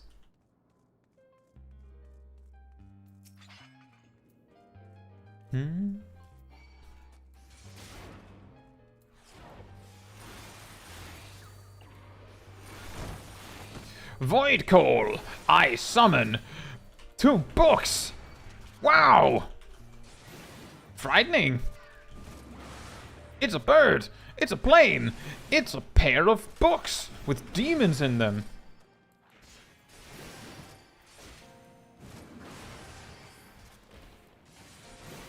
Oh, interesting. It makes sense it would be immune to stuns. Makes sense, because otherwise you would be able to cancel its Void Call thing that it just used. They probably don't want that to happen. I wonder if that's kind of the kind of enemy where if you actually kill it in time, it'll just survive to be able to cast its Void Call anyway.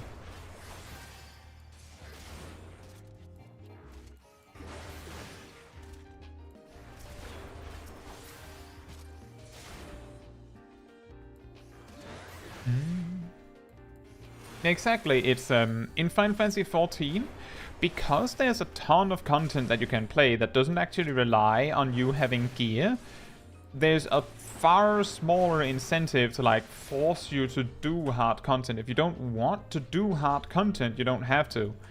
There's like the only reason you would have to do hard content is to get gear so that you can do hard content. So like, I've said this many times before, but basically, if you're looking at like the really good gear and thinking I want that, I would say only do it if you enjoy doing hard content like Savage raiding and stuff. If you don't actually enjoy it, then there's very little to no benefit.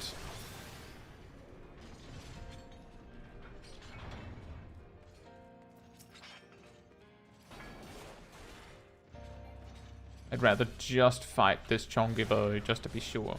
Megatai says, would you recommend Warrior as a flex job for Savage? I've started the tier Sage and flexed to Reaper so far, but I was thinking of getting a tank job too, just in case.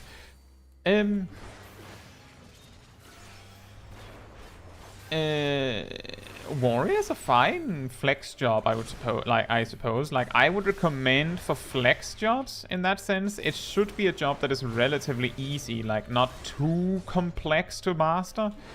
Like I've talked about, for example, that Black Mage is probably an excellent example of a job that is bad to be your secondary, because it requires you to main it, to, like, really get value out of it, right?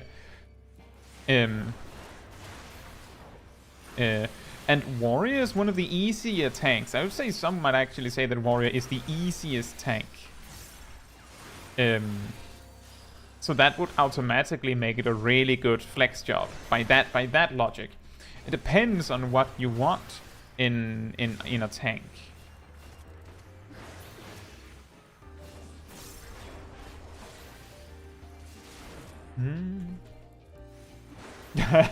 Emil, what do you play when you're not playing Gunbreaker? Gunbreaker?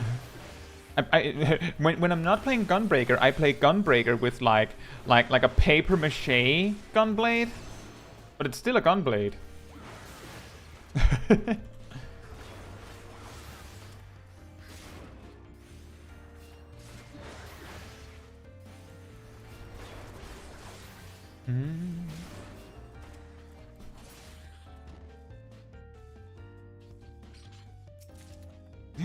A diary.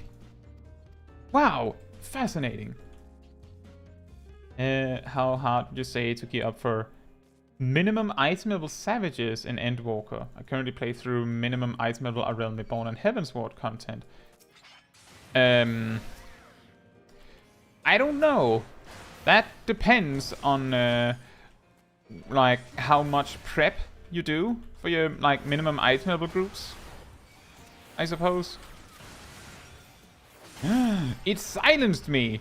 Sure would be a shame if I don't have any spells, wouldn't it?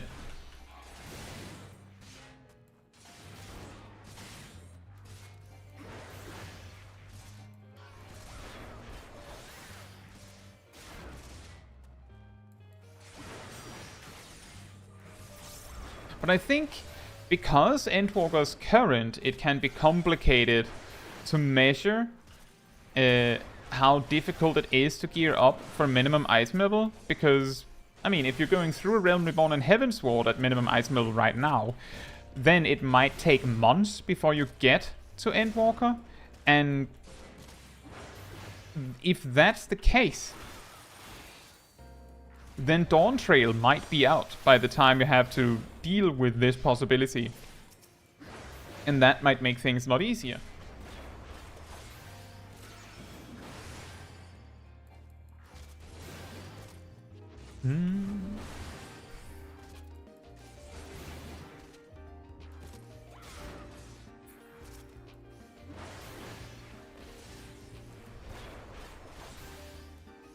Now we're getting to the awkward boss where we pretty much just have to almost ignore a mechanic and just deal with the consequences.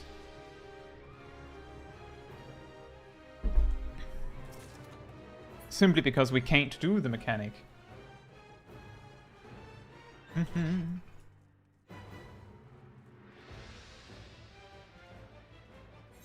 Nope, food buff.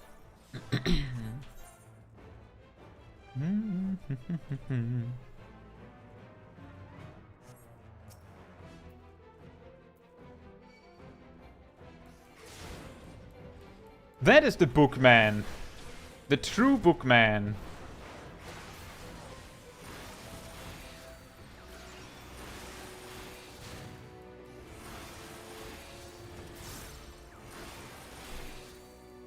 It's the bookman. Ow.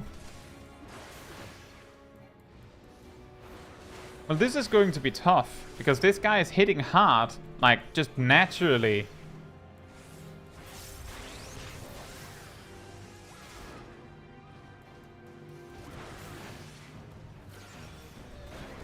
And he's going to get a lot of friends.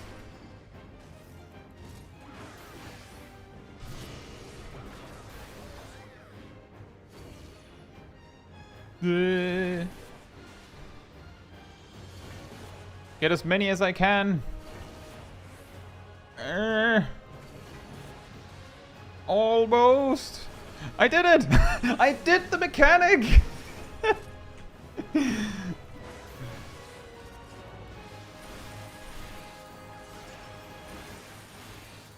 By the power of sprint. Now I just have to deal with the rest of them.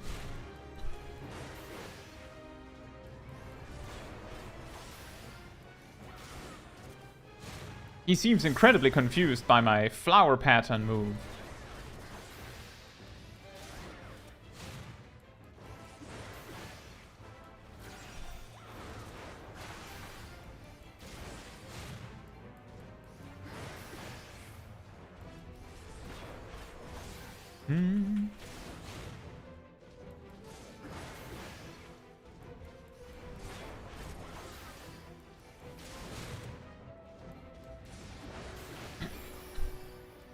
Oh, wasn't expecting that to be a crit, but sure. We take those, I guess.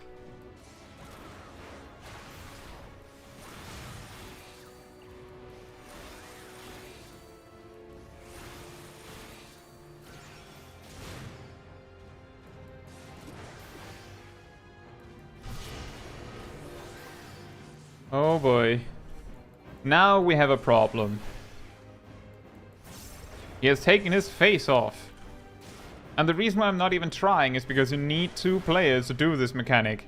You need 2 players. They look like they might be ranged.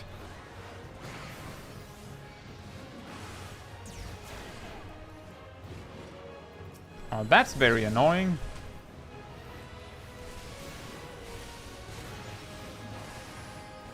Oh, they're stacked on top of each other. Okay. I was like, where's the third one?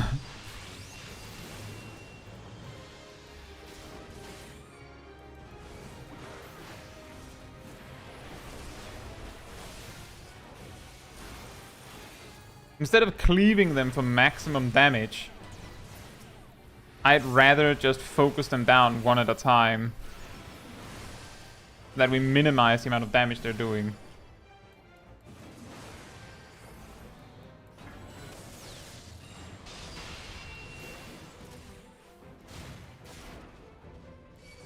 On the bright side, it seems that the boss is only using its mechanic that summons adds at specific health thresholds. So if I just don't hit him, then he won't do it. So I get all the time I need to deal with the adds. And when he has apparently gotten a new mechanic, this donut into circle AoE move is extremely wasteful for him. Like, it gives me free uptime of healing without him doing anything in return.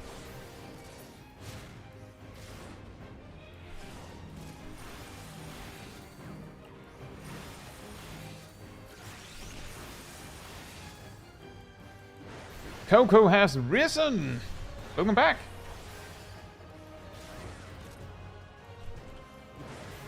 How was the vault? It was very nice. We had to go back out and set it to just synced instead of minimum item level because the first boss got hands and a big sword and a shield.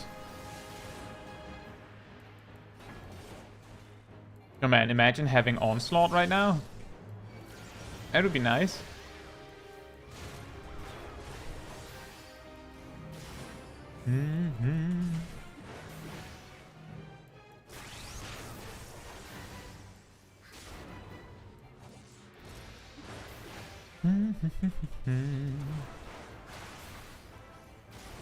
I'm actually impressed that there was enough time to run the whole circuit on the single, on the one-player version of this mechanic.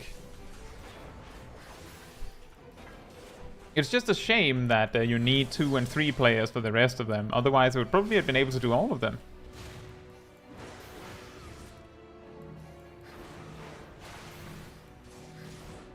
So I'm stockpiling resources so that when the 2 ads are spawned at the end, like now, I can just speedrun one of them down, so I have to deal with them for as little time as possible. Because this isn't a DPS check, it's a survival check.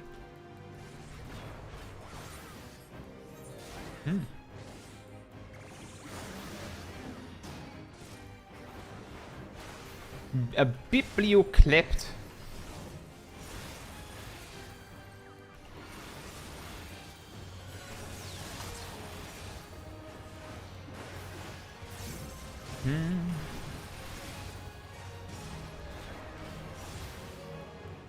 Can you? What? What are you doing? Uh-oh, that's bad. I realized right at the end there that that was probably 5 line AoEs at once. Hey, Adrio. Yeah, with a full Sprout group? That sounds like a lot of chaos.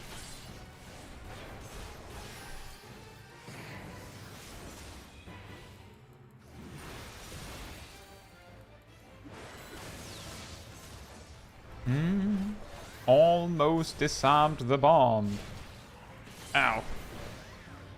Abyssal Transfixion, by the way. That's a Blue Mage spell.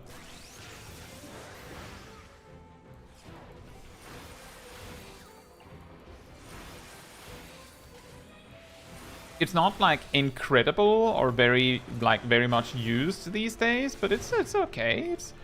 It's a spell for the book. Come to kill chaos.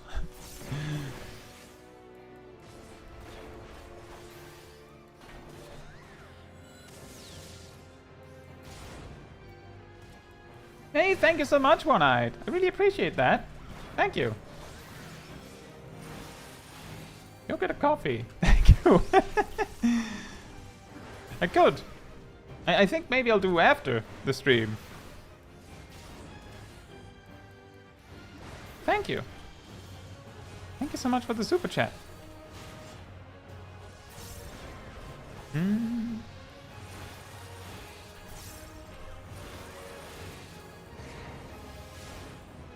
Oh, I completely messed up my Berserk window there. Oops.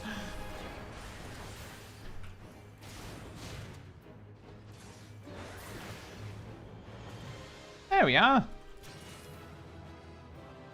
Two dungeons done. Blade. Thank you for the continued membership, Emir. And congratulations on celebrating 3 months. Yahoo!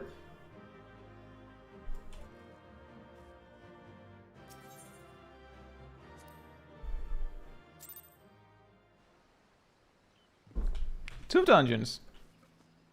I mean, I believe last time we did one. I believe we did 1 dungeon and then proved that the area couldn't be done. So this is a little bit better. Now the question is, what do we do? Because we have more time.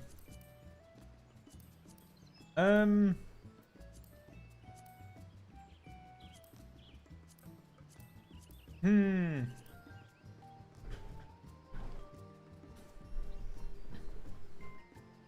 It does, doesn't it, Emir? Hmm. Let's see, what could we do?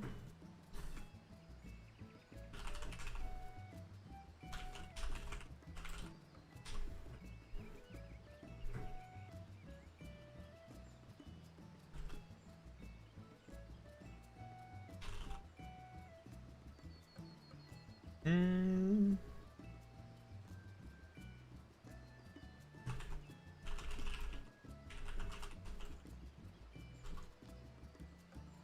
Kill Labra, kill Thornton. So the suggestions are, I'm going to like just explain the suggestions first, so you don't like just choose blindly. The first suggestion is we try and solo Ravana with Blue Mage. So why Blue Mage? Because a normal job has no chance of meeting the potential DPS checks. It's simple as that. Just it's not happening. The second option is do some level 60. Well, actually, maybe a normal job can, but I have a feeling that it's going to be. Who would be able to do it? Because Ravana is level 54, so we wouldn't have raw intuition. That's pretty much the problem. The second option is doing some level 60 dungeons synced with Warrior. And, well, probably Warrior. Could be Scholar. Let's see how it pans out. And the third option is, screw all that. Let's just do Stormblood stuff. And just move on to Stormblood leveling dungeons. And you just vote for the one you think would be most fun. And then if it's like not like a completely obvious winner, then I'll try to do the stuff that everyone is happy with, right? So you just choose the one that you think would be most fun.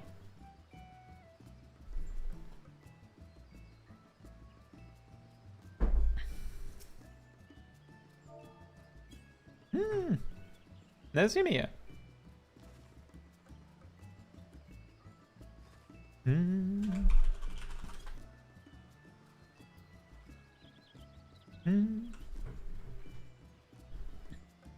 Can you do T9 solo? Which one is that again?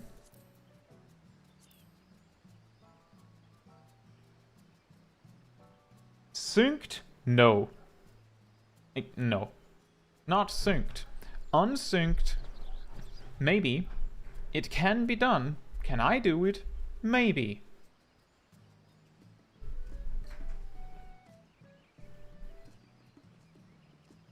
Unsynced. So in Shadowbringers, a samurai proved and demonstrated that by timing their resources extremely carefully, they could like basically nail Vandanus starts casting something which like starts a mechanic and does stuff for a while. That gives you like, I think like 7 seconds or something like that to kill them before they switch mechanic. Because the thing is that the boss will not go into the intermission if they're in the middle of something. So that way you can kill. In Shadowbringers you could. Which of course implies that you could absolutely do it in Endwalker. The question is whether you can do it like that, because if you can't manage to do it do this exactly right, then the boss only needs to apply 2 stacks of a tank buster like mechanic and then you're dead. Which means that you might have like 15 seconds. Might be fine. I'm pretty sure you can.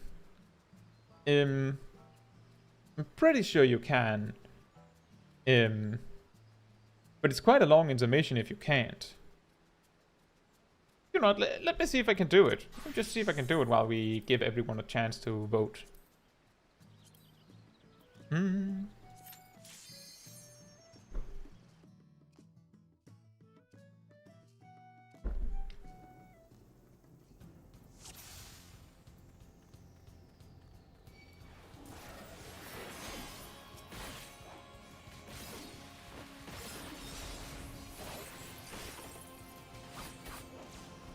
Oops. Pushed too hard.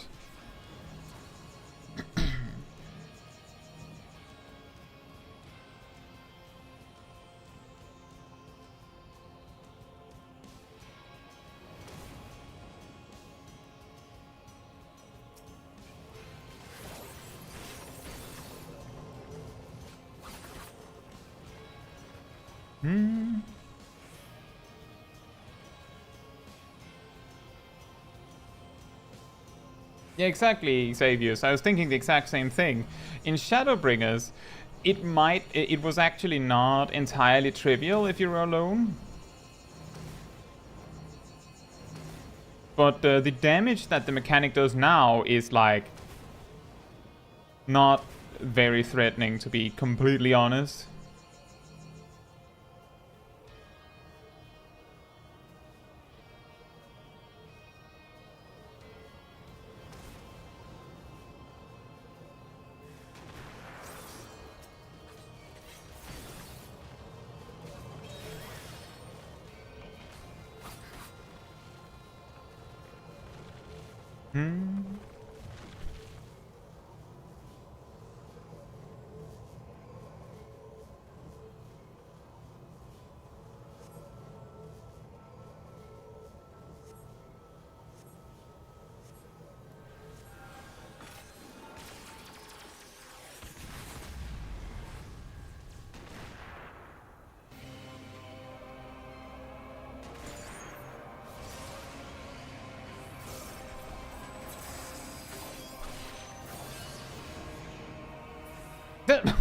Whoa, achievement!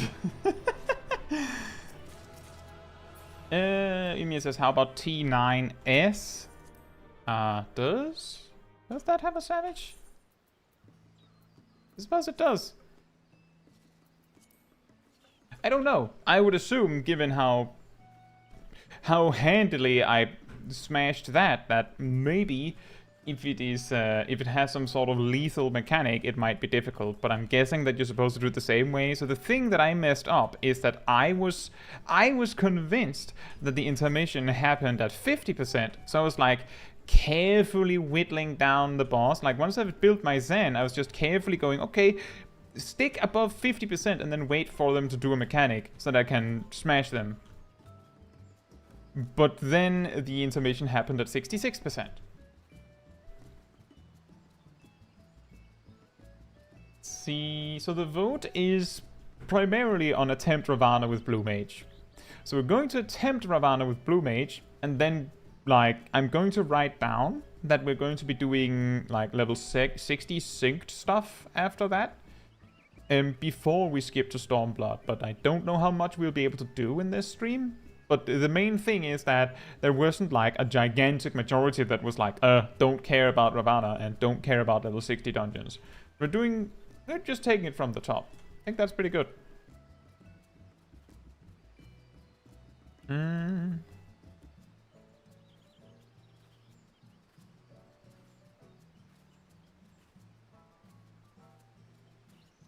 Night says, I feel like unsynced mount farms mechanically handicap the player base. Depends.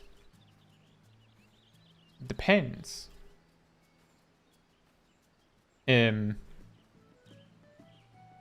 Because on one hand, a lot of players benefit from it. So, let me explain. In other games, especially like, for example, World of Warcraft, and now we're comparing to World of Warcraft, but once content starts to get old in World of Warcraft, one person can just go in and just flatten everything. And when I say old, I mean like 2 expansions ago. And that's like the standard, pretty much. In Final Fantasy XIV, you can now, like, you could, since, like, I believe the second raid tier of Endwalker, you could solo the O12S, but only the second phase, because the first phase has a mechanic you need 2 players for. On the one hand, that's surprisingly easy. On the other hand, some players really benefit from getting these like training wheels, if that makes sense. Like a lot of players aren't good enough to get like the full difficult challenge. So the way that I view doing unsynced mount farms is that, one, it gives like newer players to the game, or more casual players, a motivation to try content that is a little harder. Because I would say that while it is very short, like a very quick burst, O12S, the final boss of the Stormblood raid series, is harder than the most recent trial on normal. Right? Like, even though the most recent trial on normal has mechanics that can kill you, O12S has more brutal mechanics that can kill you harder, even though it's 2 expansions ago. So the benefit is that there's a lot of things that can hurt you really badly in that fight, but can't kill you, which gives you a lot of opportunities to learn. Like, Stormblood might be like on the too easy side, but if you have a free company that you can clearly see that their skill level is not doing the current savage at all, and it's not really doing the current extreme either, and that is perfectly normal if that happens. You can bring them into like Shadowbringers trials, like extreme trials, unsynced, or Shadowbringers raids, unsynced, and they will still be challenged enough that they will find it difficult, or at least engaging, which is really good for like getting people like the opportunity to get some experience with really hard content without it being like the full deep dive into like super hard mode, right? You know what I mean? Like, on the one hand, it might make some players just try to ignore mechanics, and that might handicap them.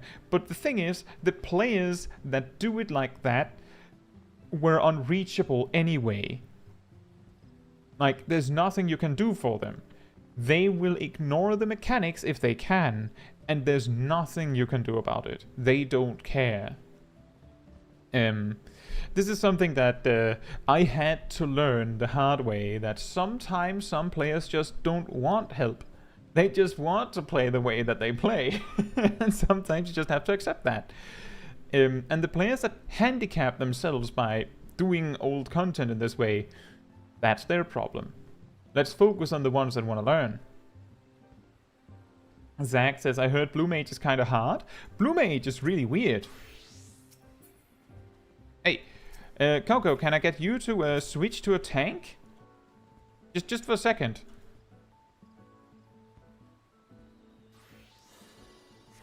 Thank you.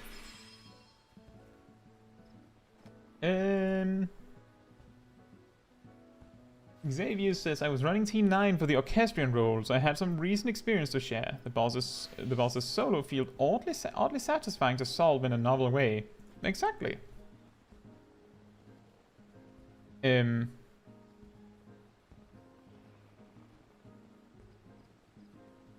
Oh, that one, Antilla. Yeah, I remember that. The weird tree. That was the first wall when I was trying to solo through it in Shadowbringers. I think I solved it by bringing a friend.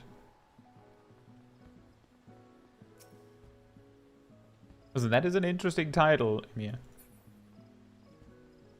Zila says, then you got ultimates which you can't unsync. That is also true, but that is also a challenge, a difficulty level of its own entirely. Xavier says, hard agree, and wow, you have not seen steamroll till you drop the last expansion boss in 3 hits with your new mythic gear. Exactly. I remember, I believe it was in Battle for Azeroth, so that's 2 expansions ago in World of Warcraft, that people were complaining that because of the stat squish that they did, scaling made it so that in Warlords of Draenor, the raids weren't soloable yet. So the people wanting to start on their mount farm on Warlords of Draenor content were very annoyed that they couldn't start on it because it wasn't soloable yet. Now you might be wondering why they care so much about that. They could just wait until it was available. In Final Fantasy XIV, once content is out of date, you can farm it to your heart's content as many times as you want, every day, and get potentially loot, right? Which means you could get your mount. If it's soloable, you can just go and get your mount. If it's a drop rate, well, you can roll on the drop rate as much as you like. In World of Warcraft, old content, if it had a weekly lockout when it was new, then it still has a weekly lockout when it's old.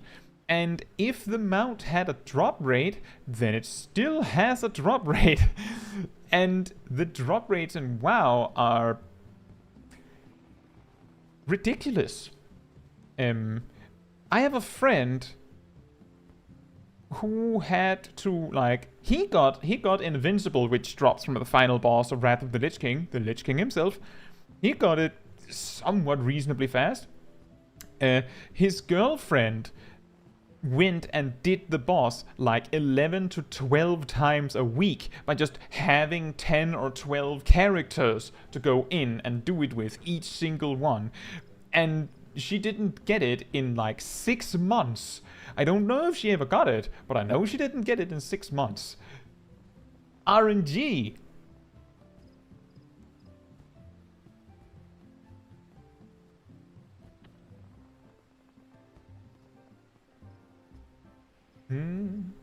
Oh yeah, that might be right.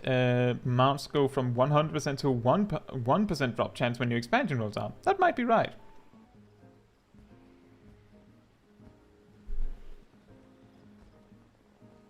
I hope I'm still live. Did it cut there? Are we good? Did it cut? Or was it just on my end it looked weird?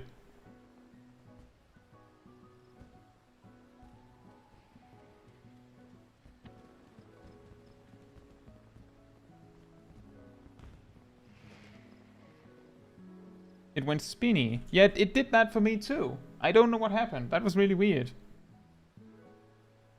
Okay, we're back. That's good. I couldn't even see it on my end. Very annoying.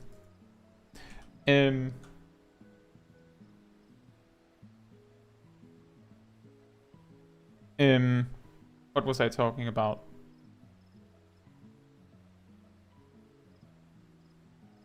Right.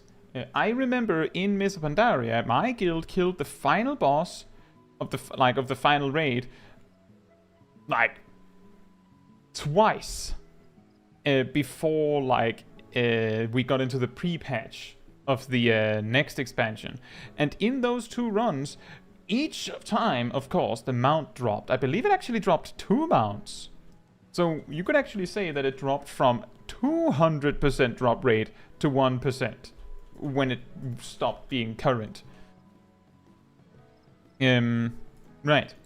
Anyway, I'll be right back, and then we will do Ravana.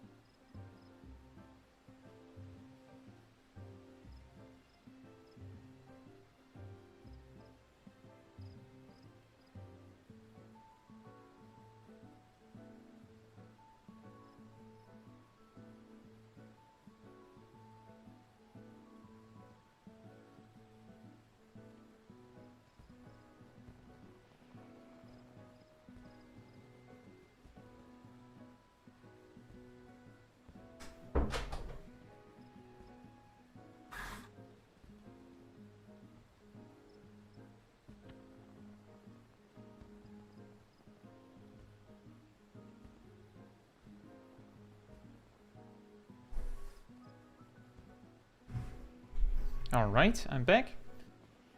Again, sorry about the weird cut. I don't know what happened. It didn't even show in my system. It just suddenly I saw the spinny on YouTube. I don't know if like YouTube had a lag or something, or it was me.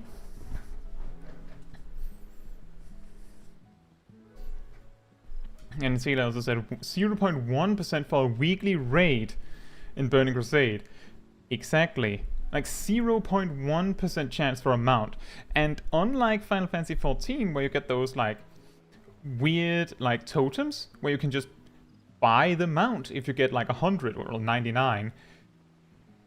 No such luck in World of Warcraft. It's just, if you don't get it, try again. Which means sometimes people get it first try, and sometimes people do it for a year with nothing to show for it. Which is really fun, and really fair, and very balanced.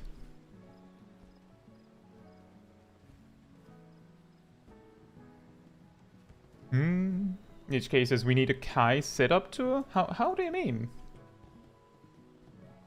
The film grain. I think it's because when it gets like very dark, it gets like grainy and weird.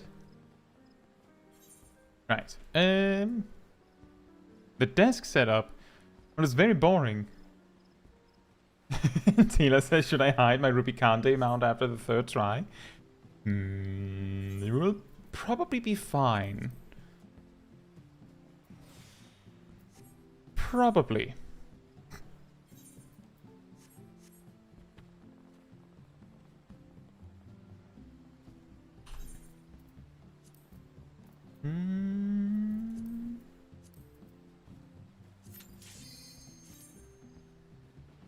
Wait. Did I set it to synced? I did. Good. Otherwise, that would have been a bit awkward. Do we have all of the spells we need?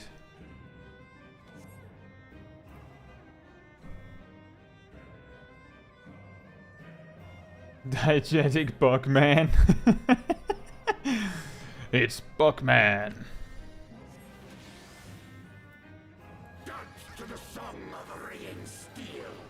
He hits really hard. This is going to be tough.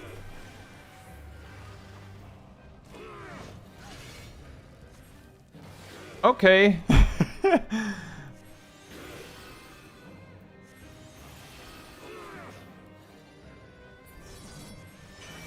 Oh, okay.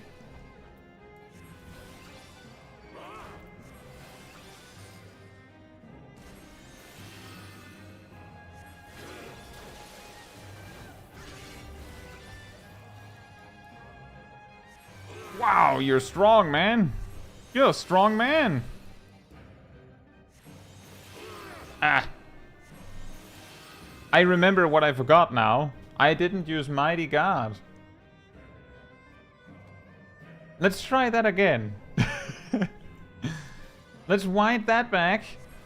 And then let's actually remember to get up all of our buffs. And then try again.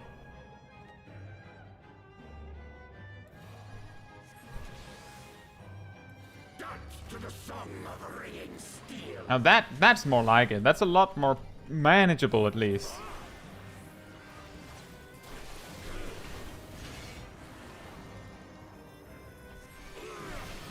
Look, it's your move.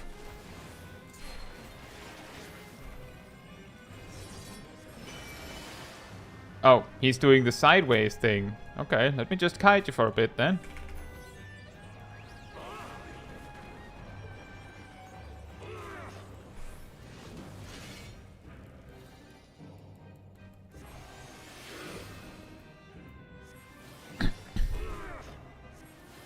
Now we just need to survive for a while. Furious as a blaze! Furious as a blaze!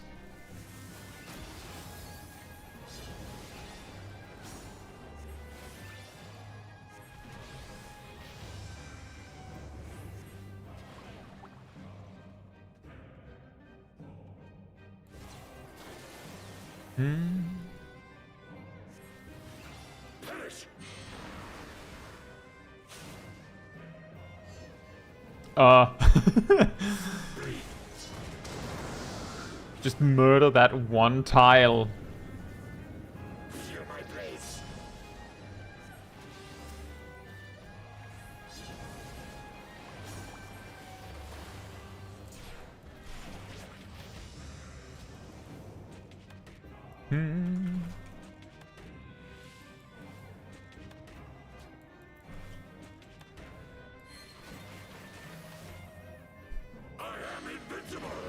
Like, this is the exact same thing as I talked about with the normal dungeons, is that when the boss starts doing other stuff, that's when they're making mistakes.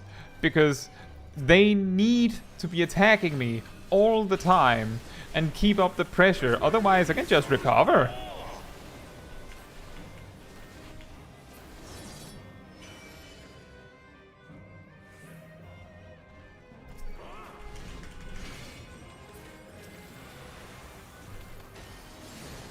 Ow. Ow, ow.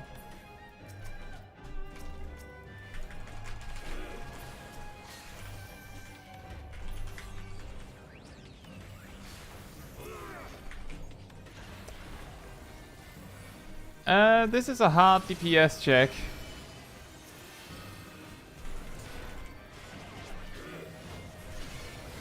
Especially with, Ravana going crazy on me over here. Ow, ow.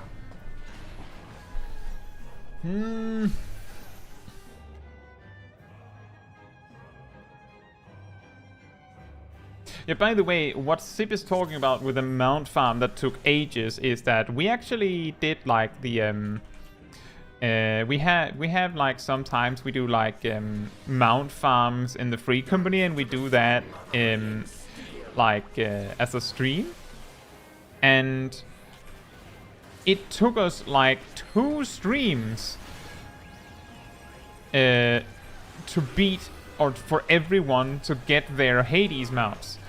And it took so incredibly long that one in the free company, I believe it was Natsu, straight up just had the totems to buy it. Like, they could just flat out buy them out. Like, that's how unlucky we were. I have set Mighty God up. But thank you for the reminder. It's just, Ravana just hits like a freight train.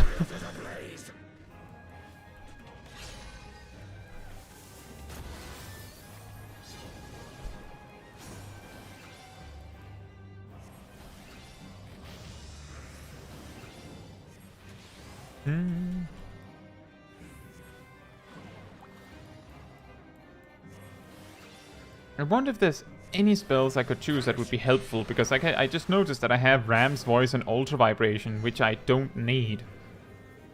And Missile doesn't work either. Either way, I should stockpile all of my cooldowns to deal with with the butterflies.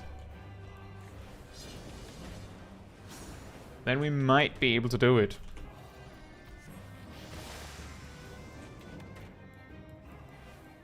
Punch! You know what? Have a new one of these. Rap. I am invincible. Eh. Breed. Wilt thou yield?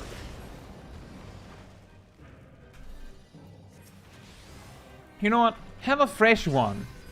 It's on the house. Don't take wing, you souls of war. I'd rather not. I'd rather if you didn't.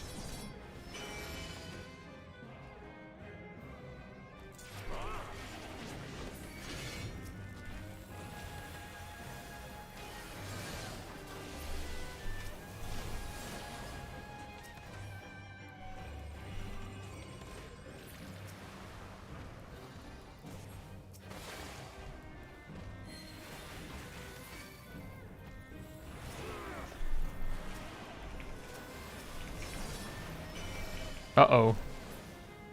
Okay. Didn't snipe me with that.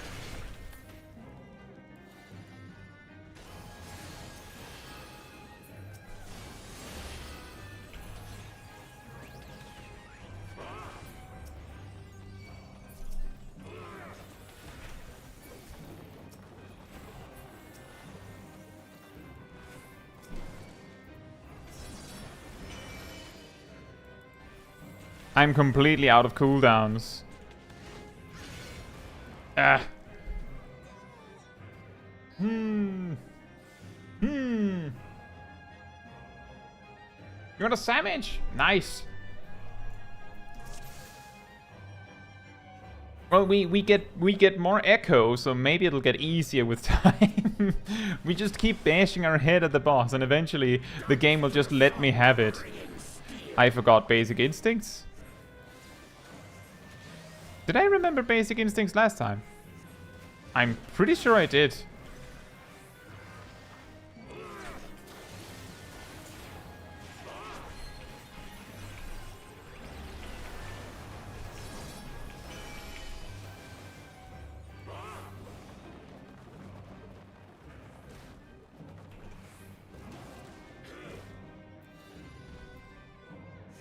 I forgot to switch that that ability again. Next attempt.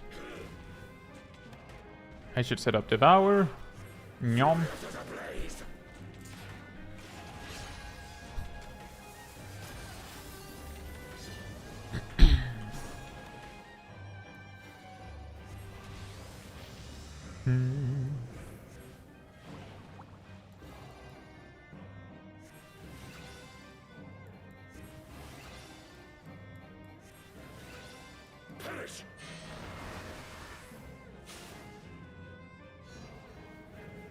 Antila says, do you know if any items get unlocked with the pottery part I loot?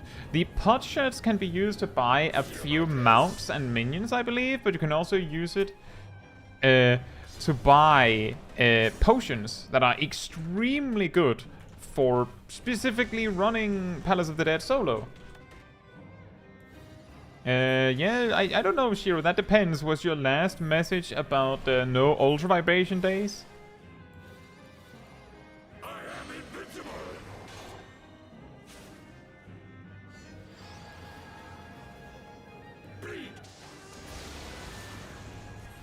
Exactly, sustaining potions. You can buy those with the pot shards.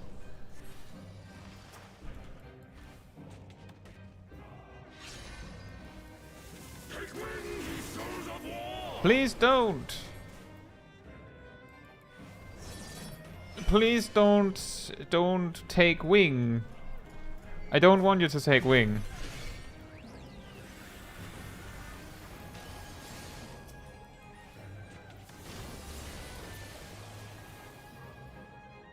No wing, please.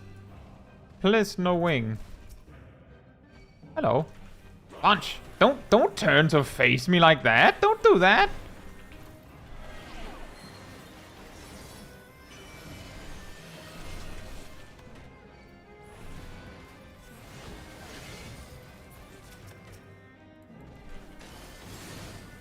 If you're wondering why I care about them not facing me, is because my goblin punch does more damage if they're looking at me. And if I'm running around to face them, and then they turn to face me, that doesn't really work, now does it?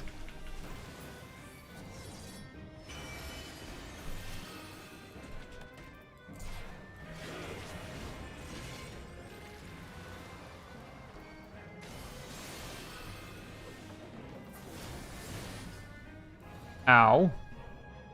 Okay, are you done with the butterflies so I can start recovering a little bit?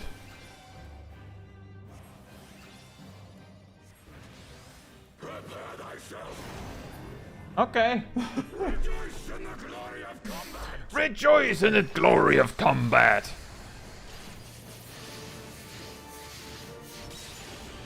Thank you so much, Isham. Thank you. I really appreciate that.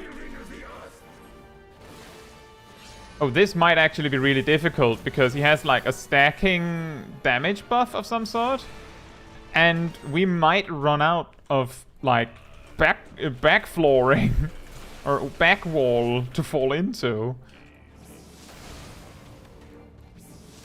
And I can't remember precisely what actions are knockbacks, so I don't dare have my back against nothing.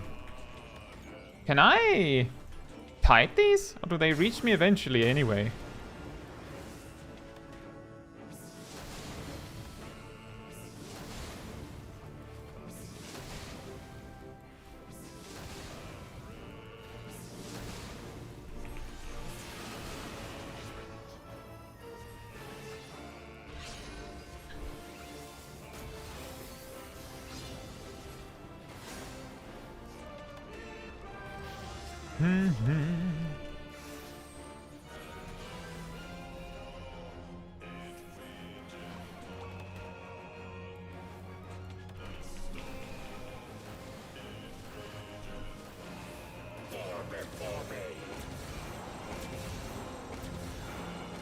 Oh, I thought he was going to go crazy and hit me specifically, and then he just went crazy in every direction.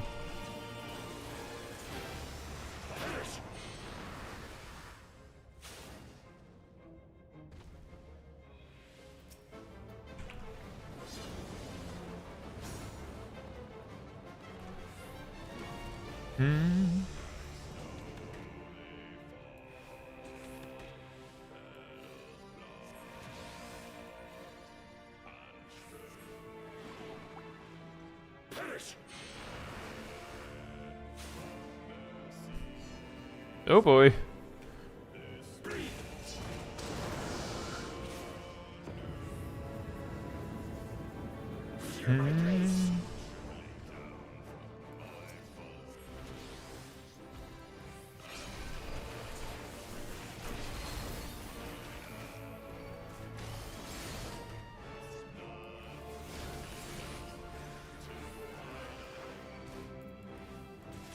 Seeing wing, that's the good one. Perfect. That's the one I don't have to worry about.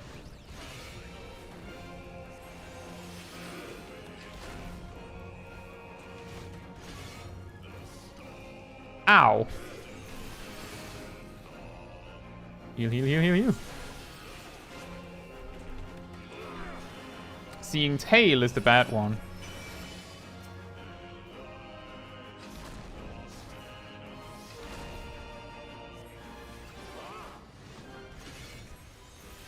Ow!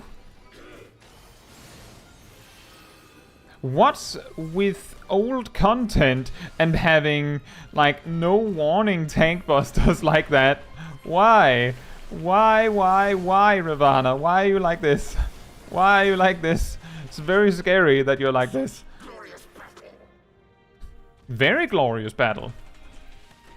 Here, water.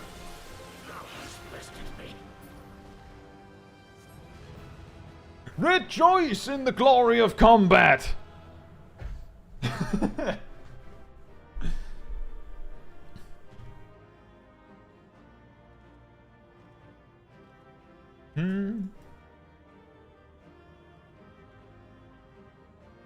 I don't think, Intila, I don't think there's like anything that like appears as you get more potshots. I'm pretty sure that it's just the things are there, and then you just have to like get them all, and if you have them all, then it's fine.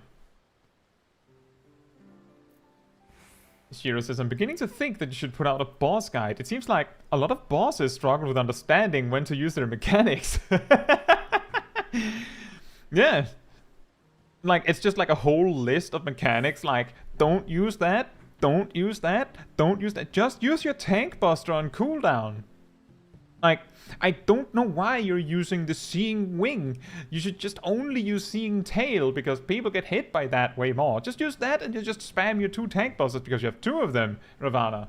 Like, all of the other actions aren't scary. In fact, if you could use the butterfly thing more, that would be even better. You probably just need to do that and then just tank buster twice. Like, just the kill combo. Just use your tank buster. Just spam Ultima, you forehead.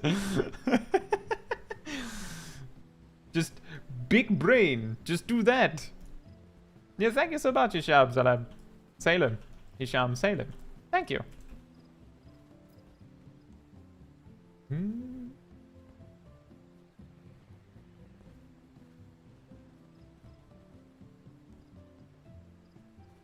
Use your Enrage at the start of the... I'm guessing that the hard Enrage, I'm just going to guess that's probably a limit break 3. Like the boss is just sitting there like mashing LB the entire fight, and when it finally fully charges, it's like, ha! Got you! That also explains why it takes them like 40 years to cast it. Like they start casting and just sitting there like,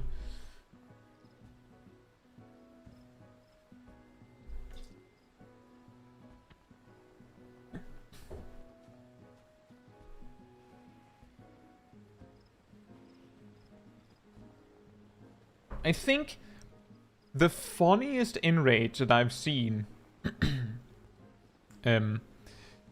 just say it outright. So E6S Furor. That's the fight where like Garuda and Ifrit in Shadowbringer Land together as one boss. Around a few minutes into the fight, they combine into, was it Raxapaxa? I believe the name is. Also known as Melon Man because he's red and green. And at some point in the fight, he will jump down in the middle of the arena and do like a 270 degree cone. So basically like an inverted cone where it's only safe behind him. Just cleave like 3/4 of the arena. That's not the Enrage. But he does that only 2 times in the fight, if I remember correctly. And the second time, he just jumps to the edge of the arena. And remember, if you touch the edge of the arena, you die. And then he just does the same attack again, 270 degree cone. But he's on the edge of the arena, so you can no longer dodge it. And it's a one-shot. Like, I think it's just such a hilarious way to do it, because obviously you're dead when that happens. Like, oh, it's a mechanic we can dodge, but now we can't dodge it. Like, I think that's a really funny way to construct an Enrage. Like, Raxapax is just going, wait a minute, I have an idea. What if I just use this attack from here? That's way smarter.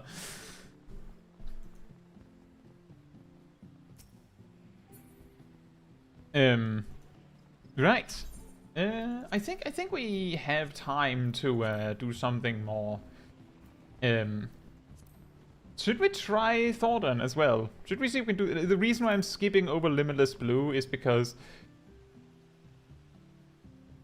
there's just the intermission, and that is like an either-or thing, and I'm relatively confident can't be done, so it's not very interesting. A pro gamer move. Big brain time. What spells was it? We didn't need Ultra Vibration. Or Ram's Voice. It's just... We mostly just need single target stuff. I think there's one point where there's 2 targets. Missile doesn't work either. I'm pretty confident Missile doesn't work. Does that give us any new spells to work with? At all? Is there anything we need to use Exaviation on? Let me just grab that. Just in case. Turns out that we needed it.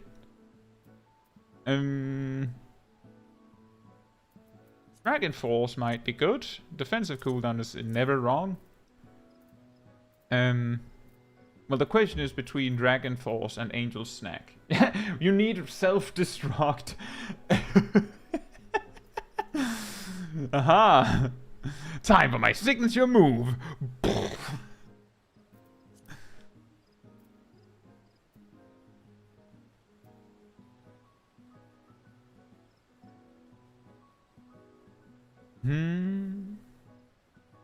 Yeah, remember to cleave with their back to the wall.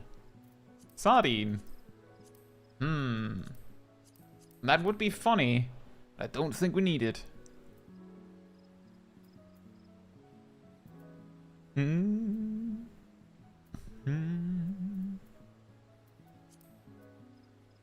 Maybe an AoE attack?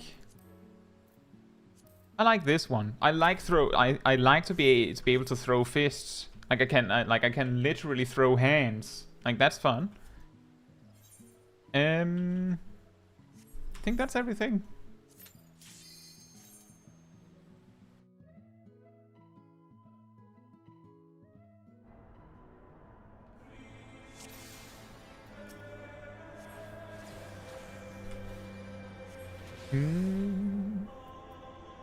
You know, let's just open with Dragon Force so we have like a defensive cooldown to cover us while we're doing the big burst.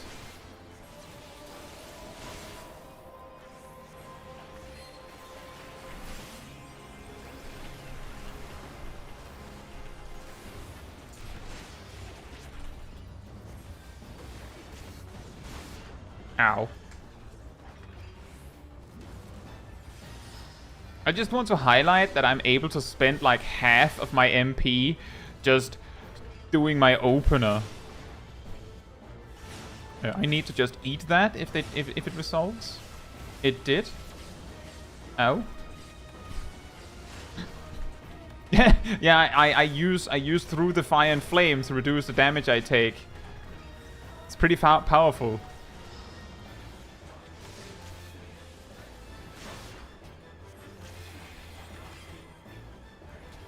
Oh, well, Exuviation ended up being worth. Wait, he's already at near half HP? What?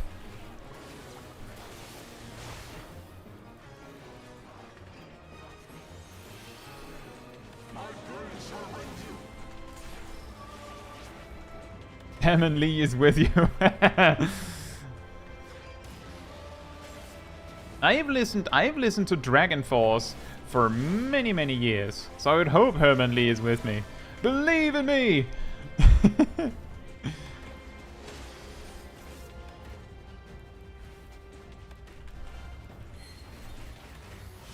Remember, 2/3 of the fight is Knights of the Round. Well, it seems like it might not be 2/3 with how long this is taking.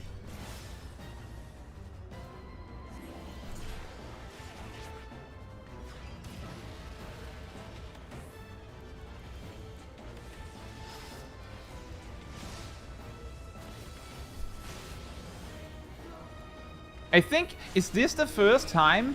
Uh-oh. That is what we call a good old problem. Ow. Ow. Ow. Wait a minute, I can remove that. I can just delete that. That was really worth bringing Exuviation. I think this is the first time I've actually seen him like summon through every single little thing as the fight goes.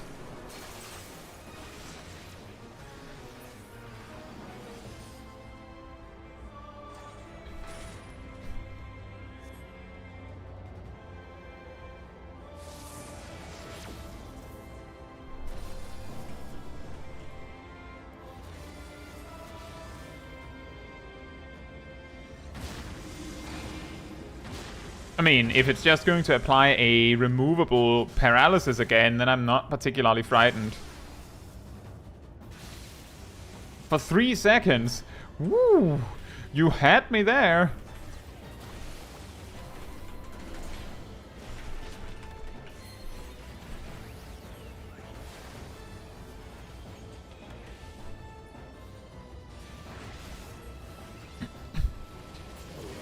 One-man army. Now there's 2 of them. There's 2 of them!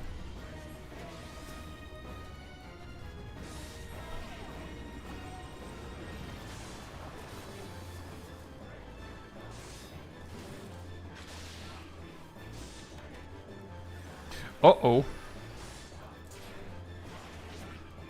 Punch! And punch! And punch! There we go.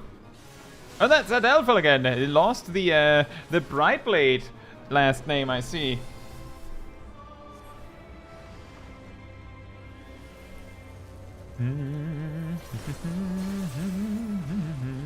Bop.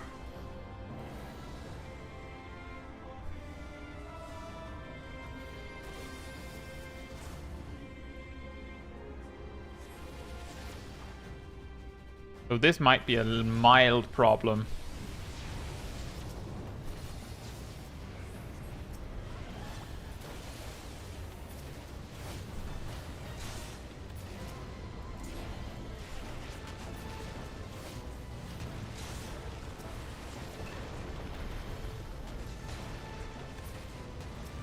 Okay, I blindly used like my big attack on the center one going. It's probably the one that I need to do the most damage on.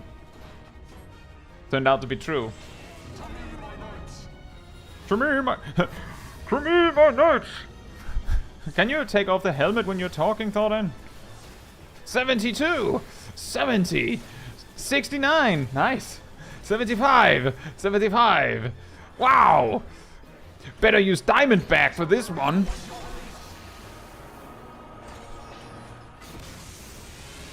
Okay, that was actually quite a lot of damage.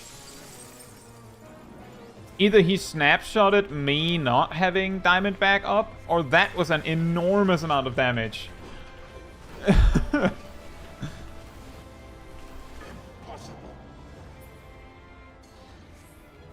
How many times do we have to teach you this lesson, old man? I have a feeling that that was actually like an invisible stack marker, because that did 1,900 damage.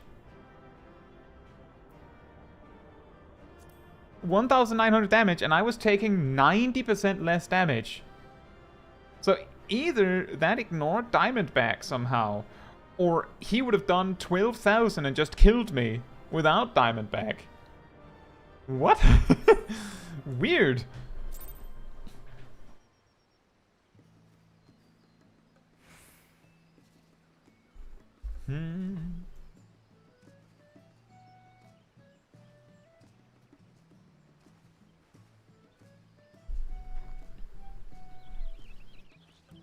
Just unlocked Sage the other day.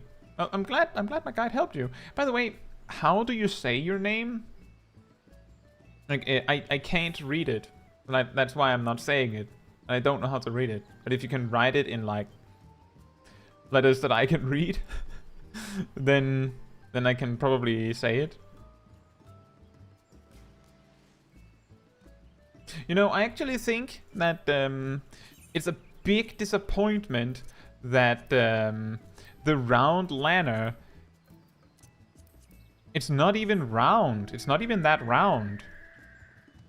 It's just as round as all the other ones. Very disappointing. Why is it not round? Zechenov's ruin. Zechenov ruins. Well, what should I call you then? Don't bother. What should I call you then?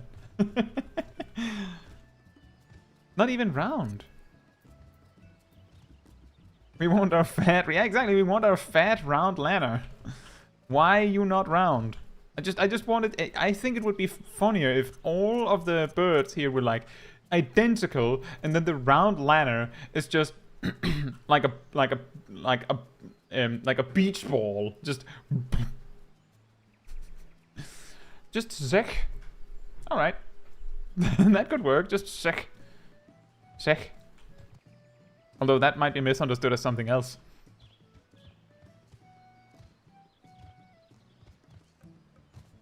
You know, I wasn't actually entirely sure whether I could solo Ravana. Especially after getting bonked by him so hard.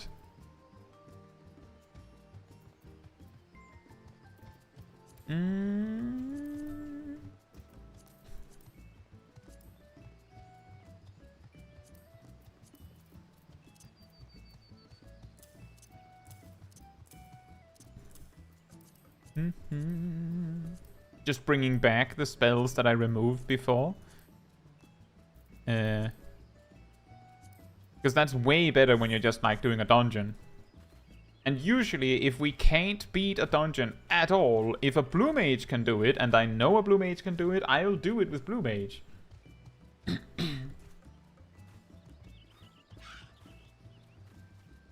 And that's why we have done that with like the male Darkhold, where I couldn't do it. So I didn't force myself to keep trying and like sitting there for hours and hours trying to make it work. We just went and bonked it with Blue Mage for fun.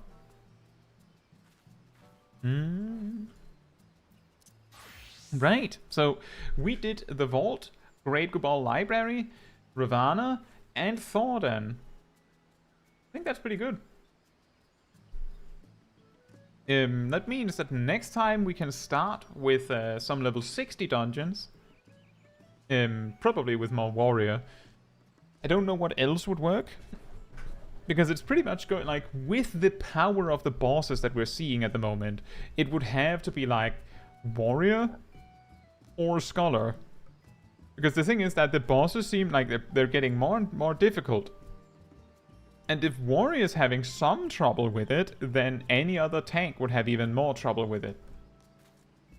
I would imagine, at the very least. I could even imagine that we're at a point where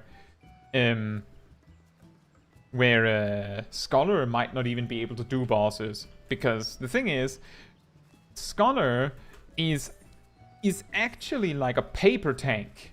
It's just, imagine if your tank could just go full health after every attack.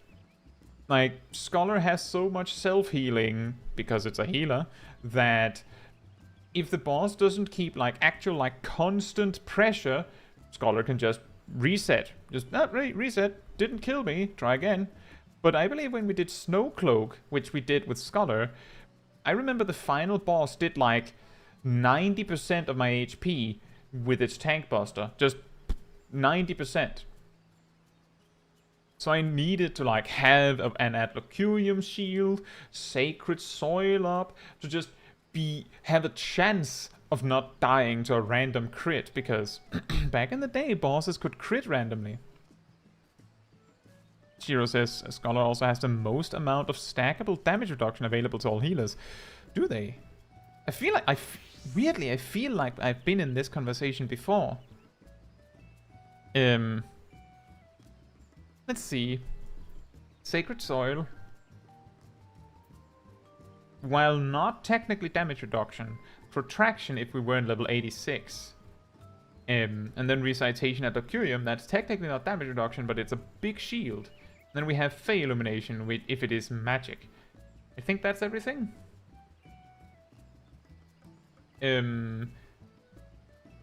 Sacred Soil, Expedient Protection, and then Fey Illumination. So let's see, 10, 20, 20%, and then 10% extra health, and then 5% of its magic on top of that. Sage would probably be the only one that could even compete with that. And what Sage had, or do they? Let's see, Sage has Keraholi and Holos. So that's 20, well, 10 and 10. Because that's how they stack. It's going to be closer to 19%. And Krasis doesn't help. So yeah, in that comparison, Scholar wins. How about White Mage? 10% and 15%. Is that everything? It's just the two, right?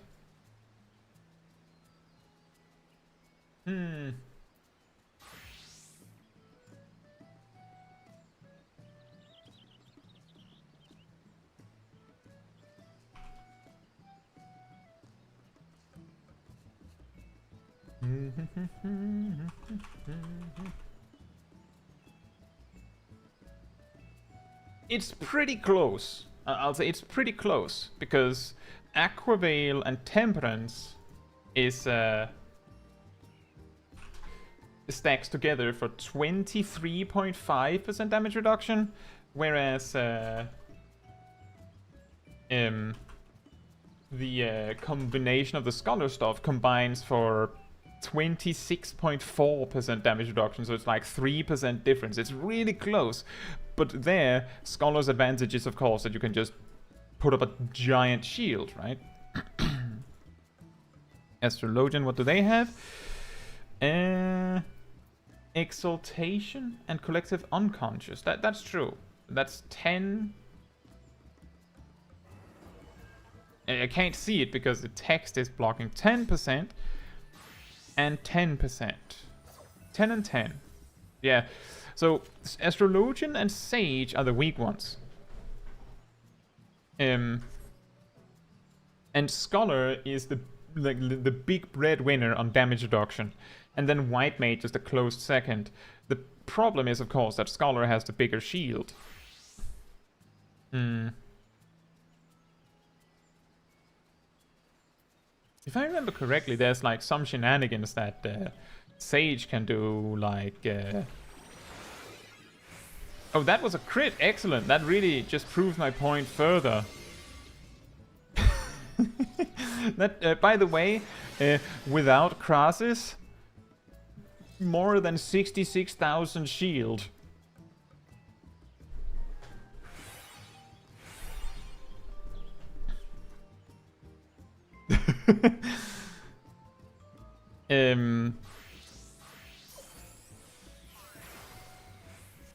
Not that like Scholar is really close behind with just one cooldown. And they could use Protraction and Fey Illumination to boost that further as well.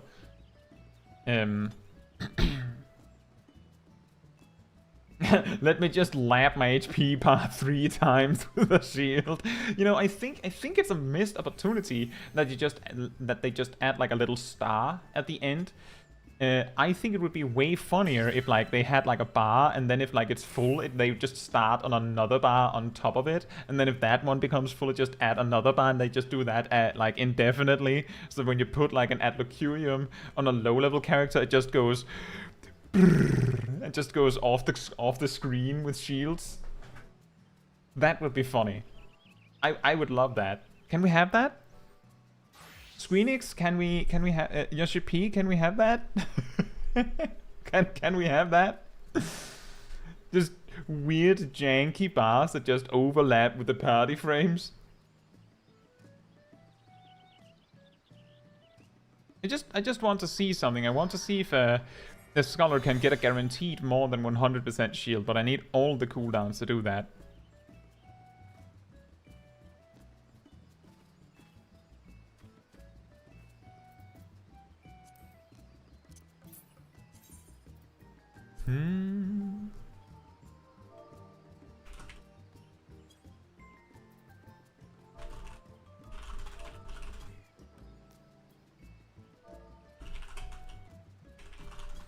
It's here, Coco. Limit ring movement to targeting range.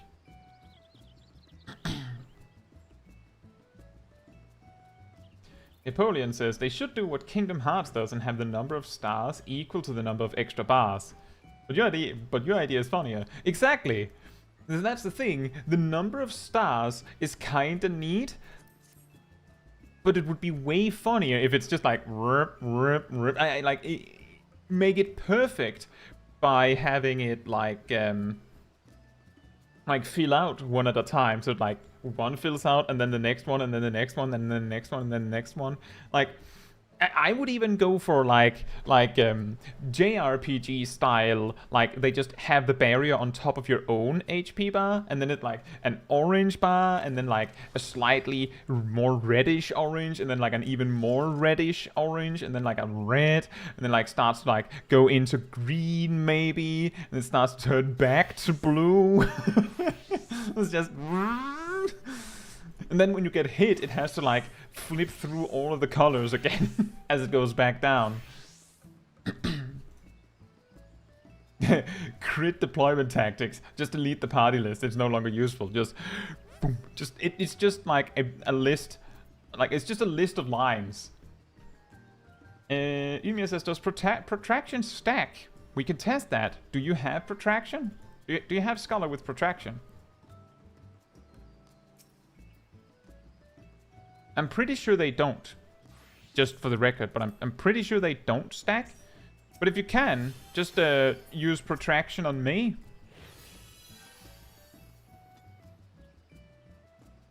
Anytime.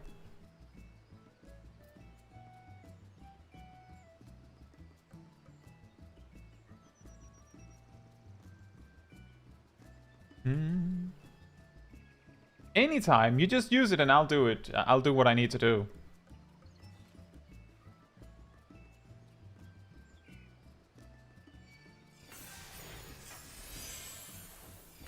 Yep, overrides.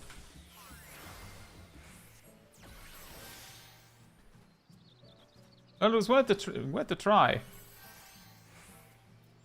It's close. It's close, but it seems that Sage can do better. However, Sage can't do it reliably. Remember, I made the more than a full health bar shield on Sage by using Zoe, which is a cooldown, and then randomly, luckily, like whirling backwards into a crit. Shiro says try Dissipation. Oh, right. You just have to wait for cooldowns again. Thanks for testing with me, and yep. Play Jenga with shield bars.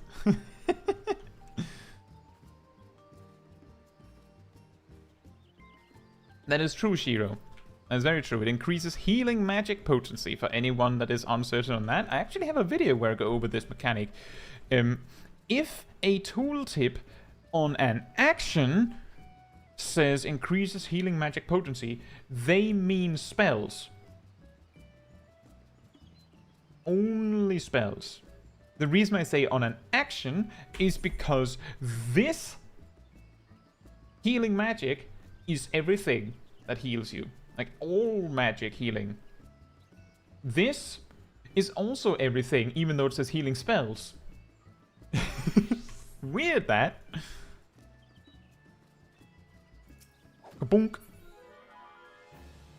I need to be in combat to use Dissipation, that's why. So the way we're going to do it is I'm going to use Fey Illumination, then Dissipation, then Protraction, then Recitation, then Adocurium, and get the biggest shield we can make. I think that's everything.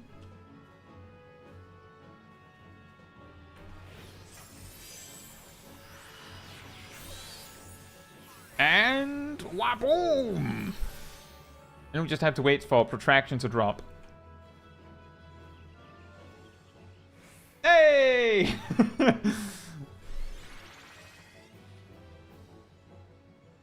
Well. Fun fact, Eucratian Diagnosis always overrides a bigger Adlocurium. Well then.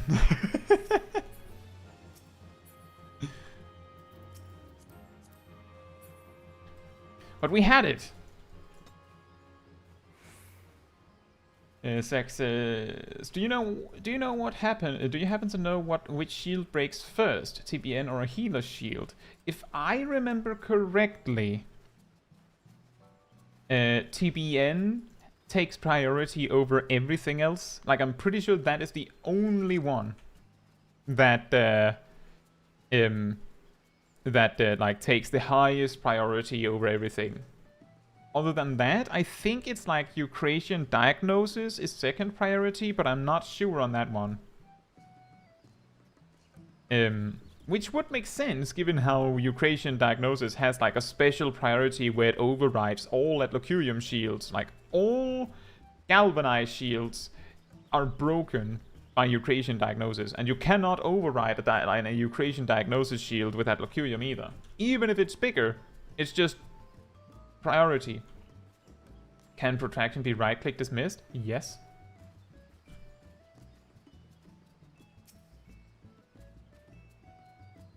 Ymir says, why is my character turning to face you? Oh, that is a fun random mechanic. A select few support actions do that. Where it just makes it so that you get like locked on to the target. I didn't know there was any of them left. I remember doing that for fun with Divine Benison a while back. I believe it was with Divine Benison. Pretty sure it was.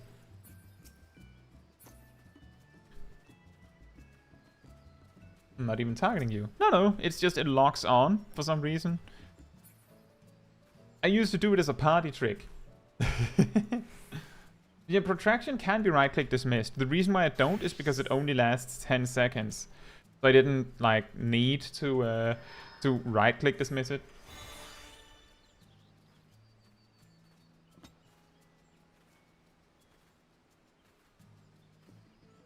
Shiro says Sage has a higher shield ratio to heal power than Scholar. So Square Enix probably just thought Eucratian Diagnosis would always be bigger and so should always override. What do you mean?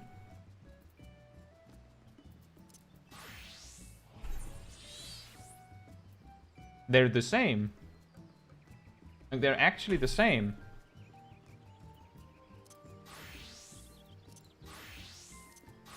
Their healing magic potency is also the same.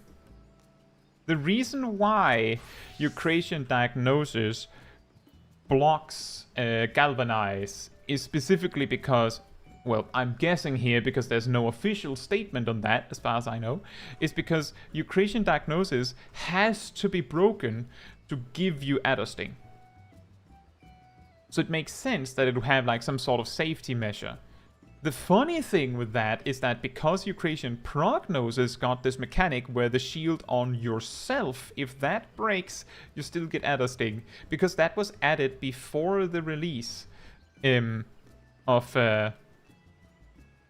Endwalker. They might have forgotten to add it to the Eucratian Prognosis on yourself. Or they decided it wasn't necessary.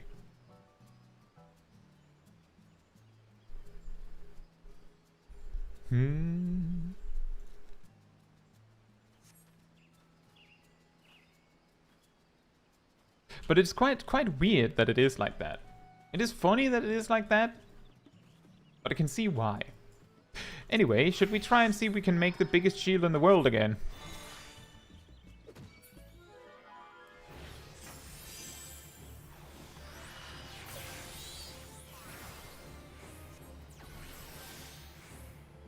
Oh yeah. It's interesting that they like put the 2 diamonds regardless of whether you have like a big shield.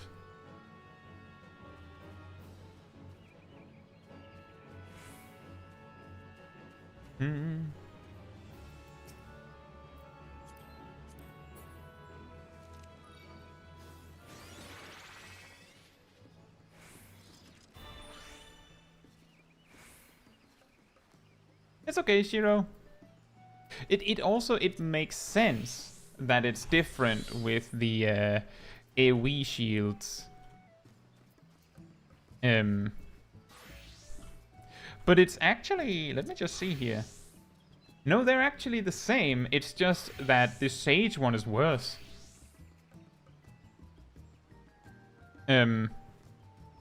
Because the Scholar one is 200 heal potency or cure potency, and then 160% of that is 320 potency. And Eucratian Prognosis is 100 cure potency, 320% of that is a shield, that is also 320 potency. So it's actually the same. Again, like the same. I have a video where I go over this, Shiro. I think it's the 10 more mechanics video.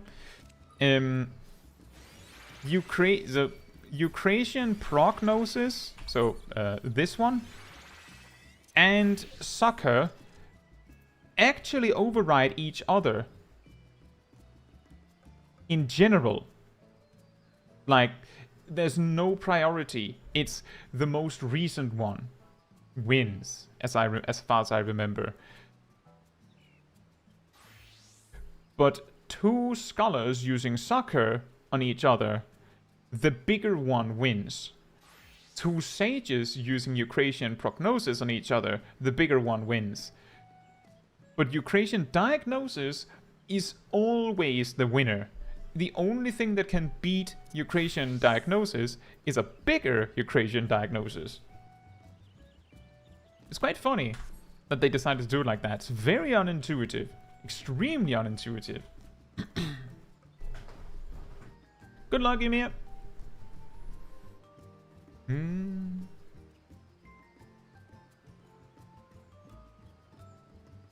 Yeah, Shiro says, only thing I can think of is Bard Heal Stim. So, if we wanted to make an even bigger shield on an individual, what would be the combo we could make the most of? Does that work on others? No. The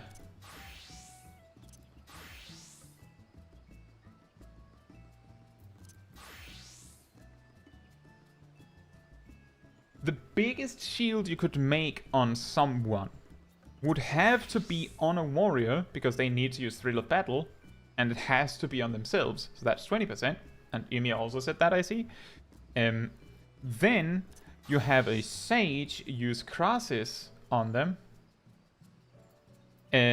What else do we have? If you also have a Red Mage use Magic Barrier, that's an extra 5%.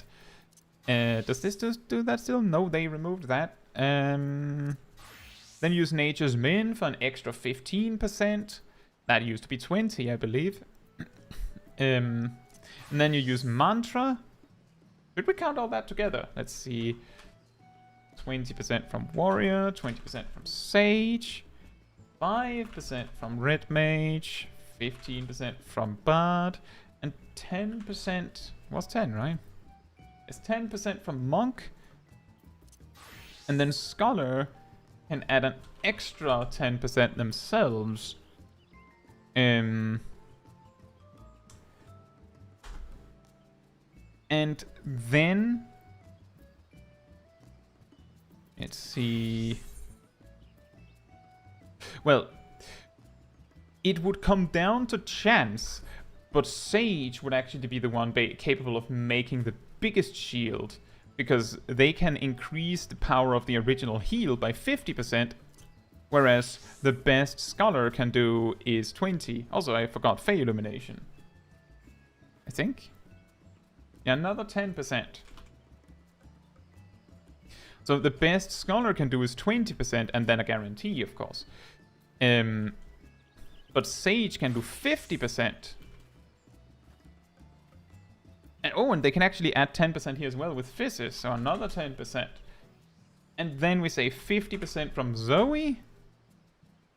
And then we have a cure potency of 300. And then that is actually 1,146, well, 45.6. I'll just write it in the chat for those that aren't good at numbers spoken. Which then times 1.8 for the shield. It's 2,062 barrier potency. And if it is a crit, then it's 4,124 barrier potency. 2 barriers, of course, but 4,124, and then, of course, whatever multiplier of the crit itself. So, if you ever needed a big shield, you're going to need a Monk, a Bard, a Red Mage, and a double barrier healer squad, and a Warrior. And you put it on the Warrior, and then you use deployment.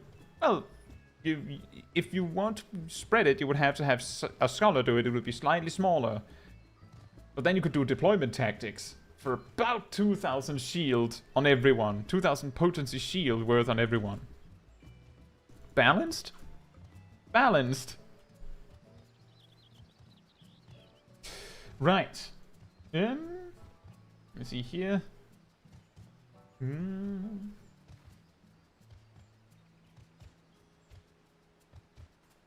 I think we got far. I also think that it's pretty decent that we can start with some sync level 60 dungeons next time.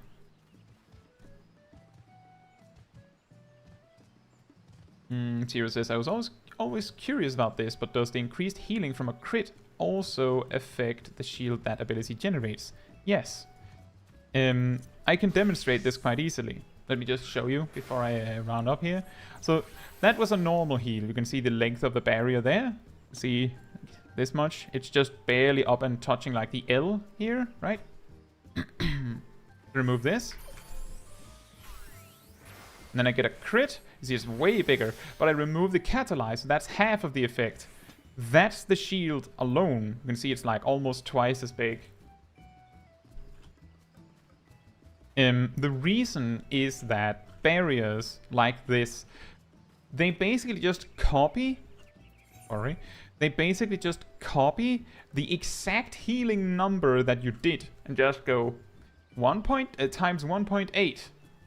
Exactly. Well, it's not exactly 4 times scaling. It's very important to keep in mind that crits do not do double damage or double healing. It's a lot more complicated than that. Crits do 40% more baseline, and if you have anything in the critical hit stat, it's more, but it caps out at around 63% because of gear limitations, not because of some sort of hard or soft cap. Just that's the gear in the game. So that's why it's complicated to calculate, because it's not exactly double, but it is double dipping. Because you're both getting a bigger heal and a bigger shield, and then you're doubling the shield. It's quite wild.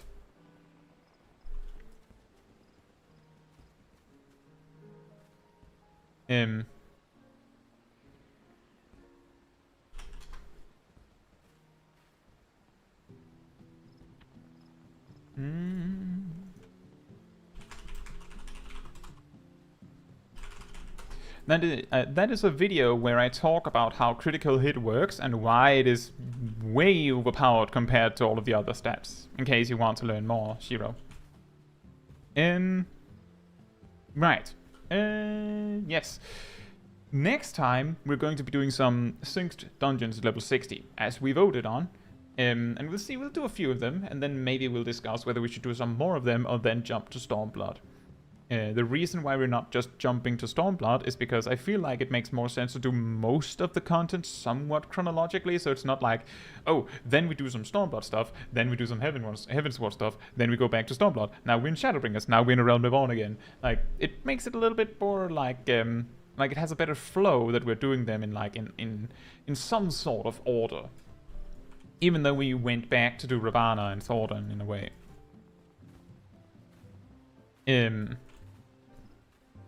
Right. So we'll do that next time. And tomorrow we have a video premiere on the channel about where I talk a little bit about the 2-minute burst meta. What it is. Some people might not be entirely certain what it is. And then we talk about what's good about it, what's bad about it. Can we do something about it? Like, is there anything to do about it? Things like that. I hope you'll find that interesting. And with that, if you enjoyed the stream and would like to see more of the wonderful people that you've experienced in the stream, or me, there is a Discord community server that you can join. Link right there. And there you will find many of the wonderful people that you've seen in the chat. You will also find a weekly schedule. That is usually the easiest way to find the schedule, is that it's always there. As soon as it's ready, it appears on the Discord server first, where there's a schedule room.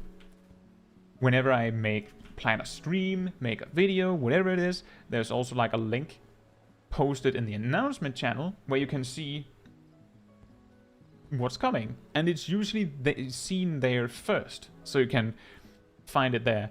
And you don't need to, basically you will be told when there's new stuff.